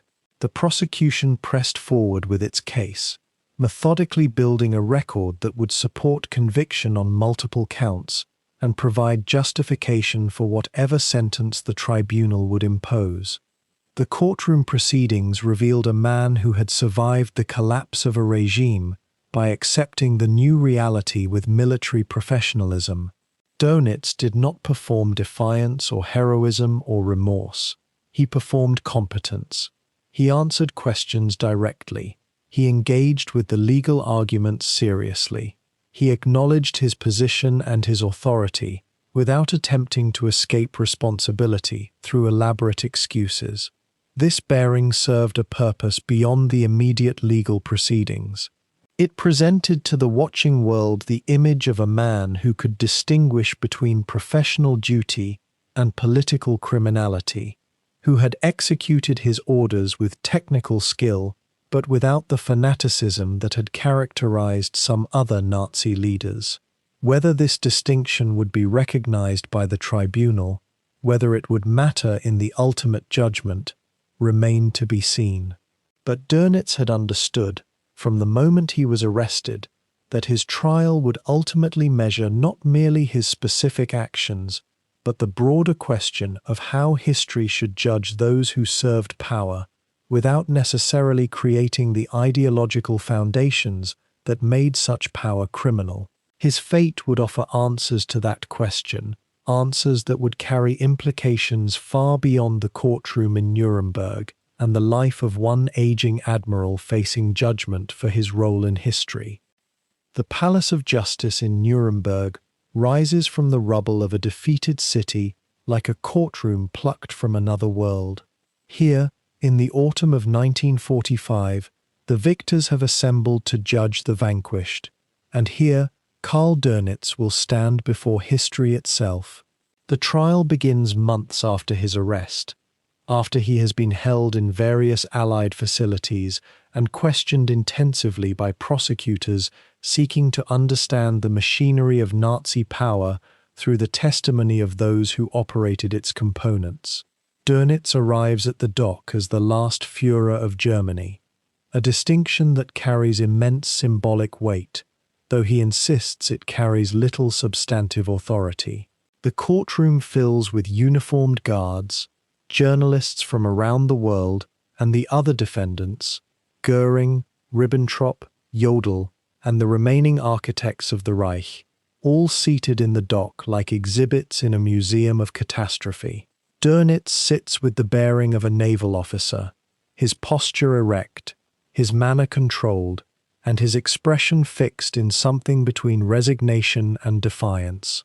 The judges look down from the bench, American, British, Soviet, and French, representing the four powers that defeated Germany, and their presence alone transforms the trial into something more than a simple legal proceeding. This is performance, reckoning, and historical judgment compressed into a single courtroom space. The prosecution opens with a narrative arc designed to implicate Dönitz in the broader machinery of Nazi aggression and criminality. They present evidence of submarine attacks on merchant vessels, focusing on patterns they argue constitute war crimes rather than legitimate naval operations. They introduce testimony from survivors of torpedoed ships, descriptions of vessels sunk in violation of accepted conventions for warning ships before attacking them, and accounts of U-boats firing on lifeboats and survivors in the water. The prosecutors paint a picture of systematic disregard for civilian life, of an admiral who commanded forces that treated merchant seamen as legitimate targets of extermination rather than combatants subject to the rules of war. They emphasize Dönitz's close relationship with Hitler, his regular attendance at Führer conferences, and his access to information about the regime's broader crimes. The prosecution argues that by serving Hitler faithfully, by maintaining discipline within the Navy, and by never opposing the regime's criminal objectives, Dönitz became complicit in Nazi crimes beyond his immediate naval portfolio. They contend that military professionalism under an illegitimate and criminal regime becomes indistinguishable from criminal participation itself. The prosecution's strategy is to blur the boundaries between naval operations and broader Nazi criminality, suggesting that Dönitz's competence as a military officer cannot be separated from his responsibility as a Nazi leader. When Dönitz takes the stand, he presents himself not as a Nazi ideologue, but as a professional naval officer operating within the constraints of military command. He acknowledges his loyalty to Hitler and his role in implementing orders, but he separates this loyalty from agreement with Nazi ideology or complicity in the regime's atrocities. Dönitz testifies that his focus was always technical and tactical: the deployment of submarines, the coordination of naval operations, the management of personnel and resources. He describes the evolution of U-boat strategy from a perspective of military necessity rather than ideological motivation, explaining how the Atlantic campaign represented Germany's only viable naval strategy against numerically superior British forces. When questioned about specific incidents of U-boats attacking merchant vessels without warning or firing on lifeboats, Dönitz distinguishes between isolated incidents and systematic policy, arguing that the German Navy maintained standards of conduct at least comparable to those followed by other combatants. He points to Allied bombing campaigns against civilian populations, to the blockade of Germany that caused mass starvation, suggesting that the Allies' hands are far from clean if the prosecution intends to discuss violations of warfare conventions. His testimony carries the tone of a man explaining professional decisions to those who lack the technical understanding necessary to judge them fairly. He argues that a naval officer's responsibility extends to military matters within his purview, not to the political crimes of the regime he serves. This distinction between military and political responsibility becomes the cornerstone of his defense. The prosecutors push back with documents showing Dönitz's knowledge of specific atrocities and his participation in Nazi state functions beyond naval operations. They present evidence that Dönitz was present at meetings where Nazi crimes were discussed, that he received reports containing information about mass murder, and that he never protested or attempted to distance himself from the regime, despite having access and status that might have allowed some form of resistance or refusal. They introduce testimony from naval officers under his command who describe orders that clearly violated the laws of war, submarine attacks that could not be explained as legitimate military operations, and a command culture that encouraged ruthlessness toward enemy personnel. The prosecution argues that Dönitz's professionalism was a mask worn to avoid accountability, that his technical expertise served criminal purposes, and that his position as Hitler's successor means he bears responsibility for accepting the entire structure of Nazi governance. They question him about the wolf pack tactics that resulted in the sinking of over 3 million tons of merchant shipping, asking whether he truly believed such a campaign could be conducted according to the conventional rules of naval war. They confront him with evidence of his enthusiasm for new U-boat designs, even as the casualty rates among his own submariners climbed toward apocalyptic levels, suggesting that military ambition blinded him to humanitarian considerations.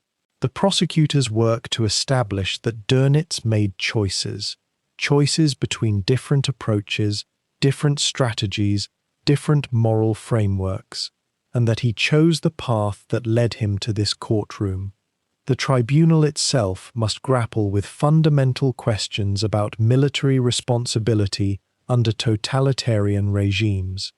The judges recognize that Dönitz was not the architect of Nazi ideology, that he did not design the race laws or the concentration camps, that his authority extended primarily to naval matters rather than to the broader machinery of state terror.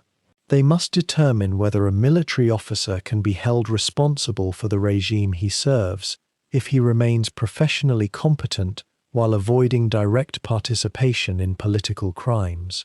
This distinction between the man who fires the gun and the system that orders him to fire it becomes central to the trial's proceedings.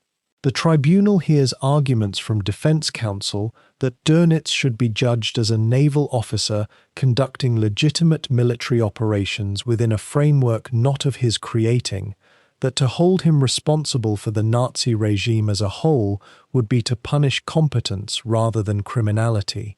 The defense presents expert witnesses who testify about submarine warfare, about the constraints Dönitz faced in conducting operations with limited resources, about the increasing effectiveness of Allied defenses that made German U-boat operations ever more costly and desperate.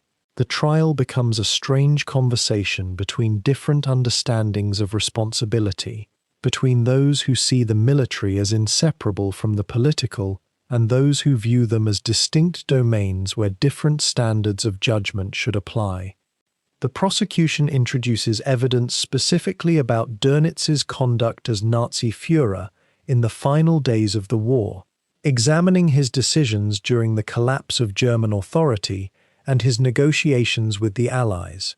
They argue that his appointment as Hitler's successor demonstrates his centrality to the Nazi regime rather than his peripheral role as a mere naval technician. They present documents showing that Dönitz continued to demand surrender negotiations that might preserve some German territory or maintain some German military force, that even in defeat he attempted to salvage something for the Nazi state. The prosecution argues that this behavior reveals his true allegiance, not to legitimate military objectives, but to the preservation of Nazi power in whatever form possible.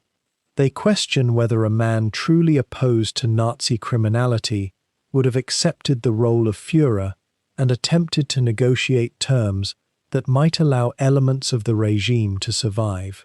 Dönitz responds by emphasizing the chaos of those final days, the collapse of authority, the overwhelming pressure of the Soviet advance, and his responsibility to prevent further senseless destruction by securing the best surrender terms possible. He argues that his negotiations were designed to save German lives, not to preserve Nazi ideology, and that accepting Hitler's appointment while immediately seeking to end the war represents a reasonable balance between loyalty and humanitarian concern. The distinction between these interpretations, whether Dönitz was attempting to preserve Nazi power or attempting to minimize human suffering in defeat, remains unresolved, and the tribunal must judge between conflicting narratives of intent.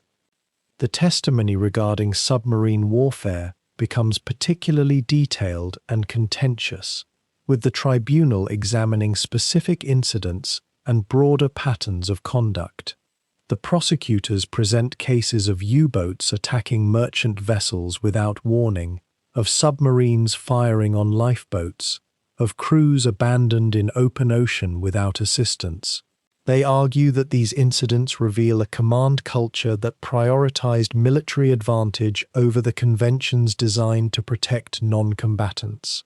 Dönitz acknowledges that U-boat warfare was brutal, and that casualties among merchant crews were high, but he argues that the merchant vessels themselves were legitimate military targets as they carried supplies essential to the British war effort. He contends that warning ships before attacking them would eliminate the element of surprise necessary for submarines to achieve tactical advantage, making the warning requirement incompatible with effective U-boat operations. He presents evidence that German submarines rescued survivors when possible, that they operated under orders to behave humanely when circumstances allowed, and that the high casualty rates reflected the dangerous nature of submarine warfare rather than deliberate policies of murder.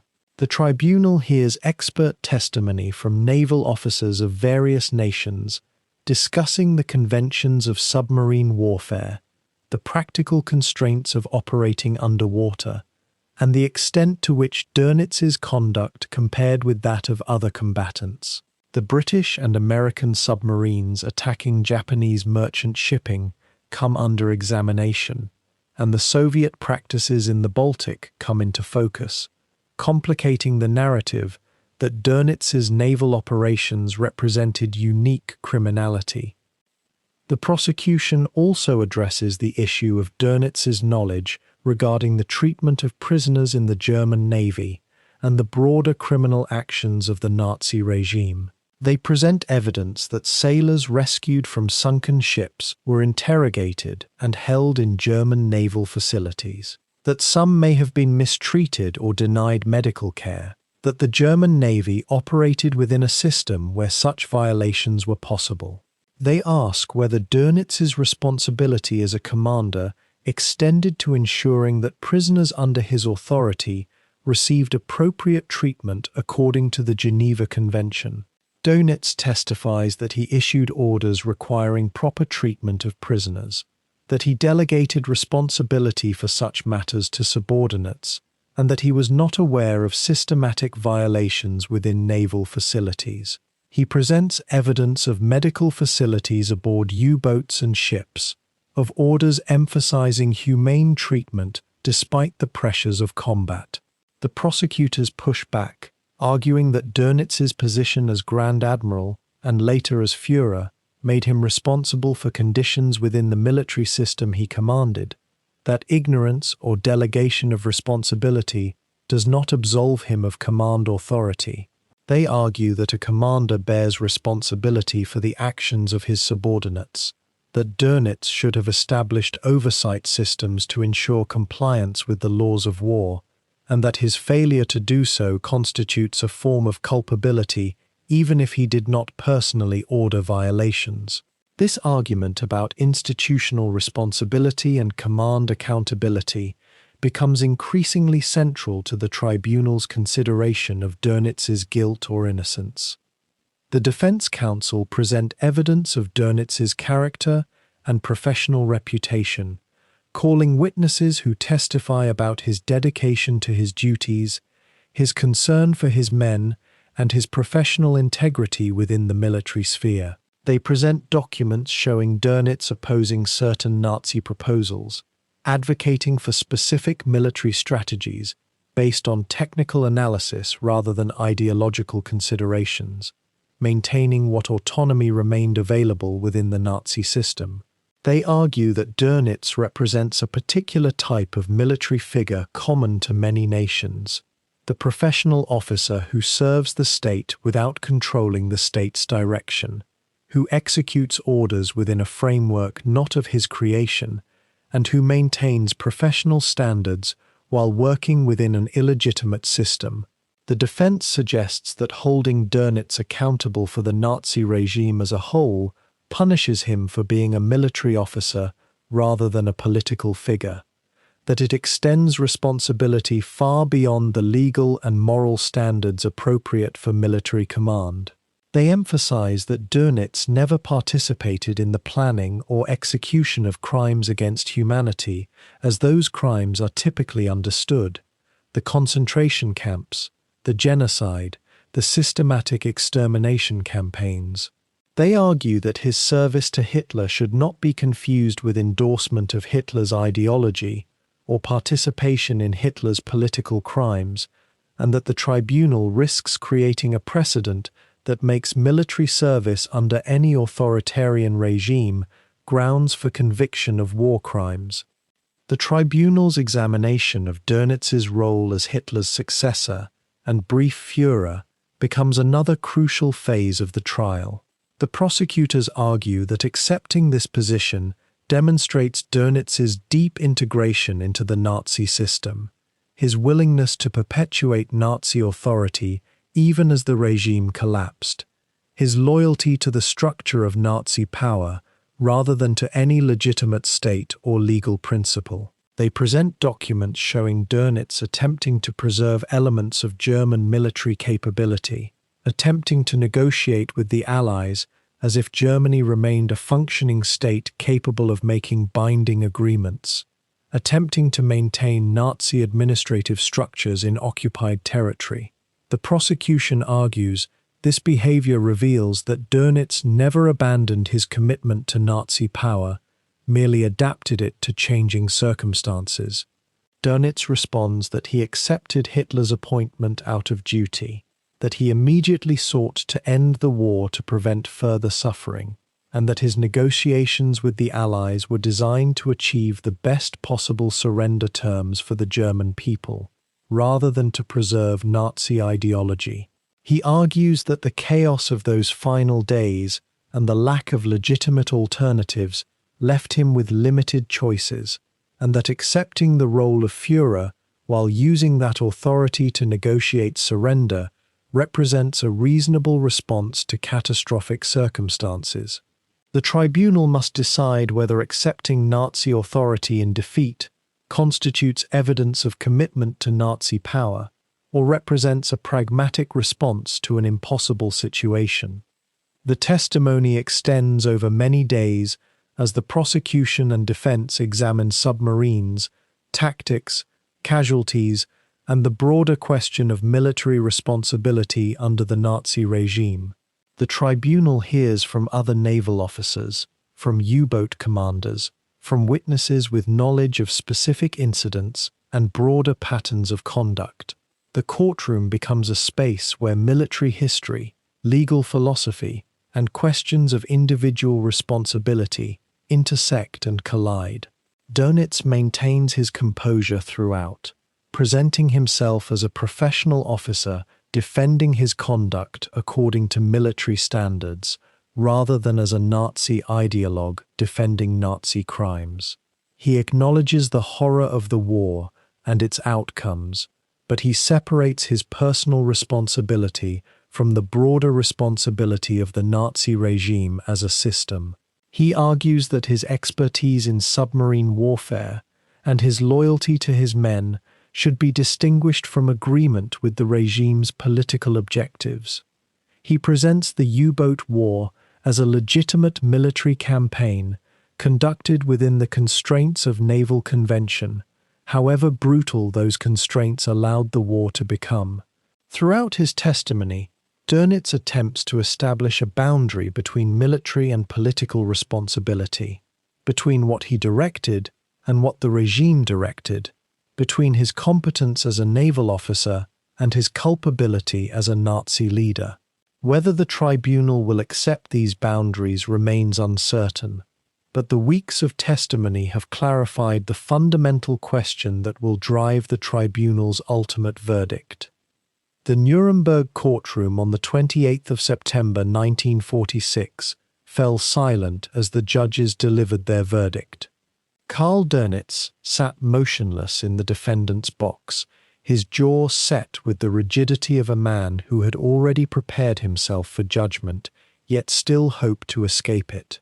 The proceedings had consumed months, with prosecutors methodically building their case through testimony, documents, and the accused's own words turned against him. Now, after nearly a year of trial, the International Military Tribunal would render its final accounting. The chief judge read the charges: planning and waging aggressive war, and war crimes including violations of the laws of war. The courtroom held its breath as the tribunal began its analysis of Dönitz's specific culpability, a task far more nuanced than the prosecution had suggested. The prosecution had argued that Dönitz, as Grand Admiral and later as Hitler's chosen successor, bore direct responsibility for all naval operations conducted under Nazi command. They presented evidence of unrestricted submarine warfare, the sinking of merchant vessels without warning, and the treatment of survivors in the water. They argued that Dönitz's famous wolf pack tactics, while tactically brilliant, violated international agreements governing naval conduct. They highlighted his intimate relationship with Hitler, his presence at Führer conferences where strategic decisions were made, and his testimony that he would have continued fighting even if surrender terms were better. The prosecution painted a portrait of a man fully integrated into the Nazi hierarchy, whose technical expertise served an evil regime without moral reservation or meaningful objection. They sought to establish that Dönitz was not merely a technician following orders, but an active participant in the Nazi state's strategic planning and ambitions. Yet the tribunal's analysis, when it came, proved more measured than the prosecution's rhetoric suggested. The judges acknowledged that submarine warfare, while brutal in its methods and consequences, did occur within certain accepted parameters of military conduct, however contested those parameters had become. They noted that unrestricted submarine warfare, while exceeding the restrictions of earlier treaties, had been adopted by multiple nations during the war as the conflict's scope and intensity widened. They examined the evidence of Dönitz's specific orders regarding the treatment of survivors, finding his directives ambiguous rather than explicitly criminal, though acknowledging that some subordinate commanders interpreted their orders as permission for ruthlessness. The tribunal struggled with the distinction between what international law prohibited and what military necessity might justify, a struggle that revealed the genuine difficulty of judging warfare conducted at total war's extremes. This complexity meant that Dönitz's defense, while ultimately unsuccessful, was taken seriously rather than dismissed outright.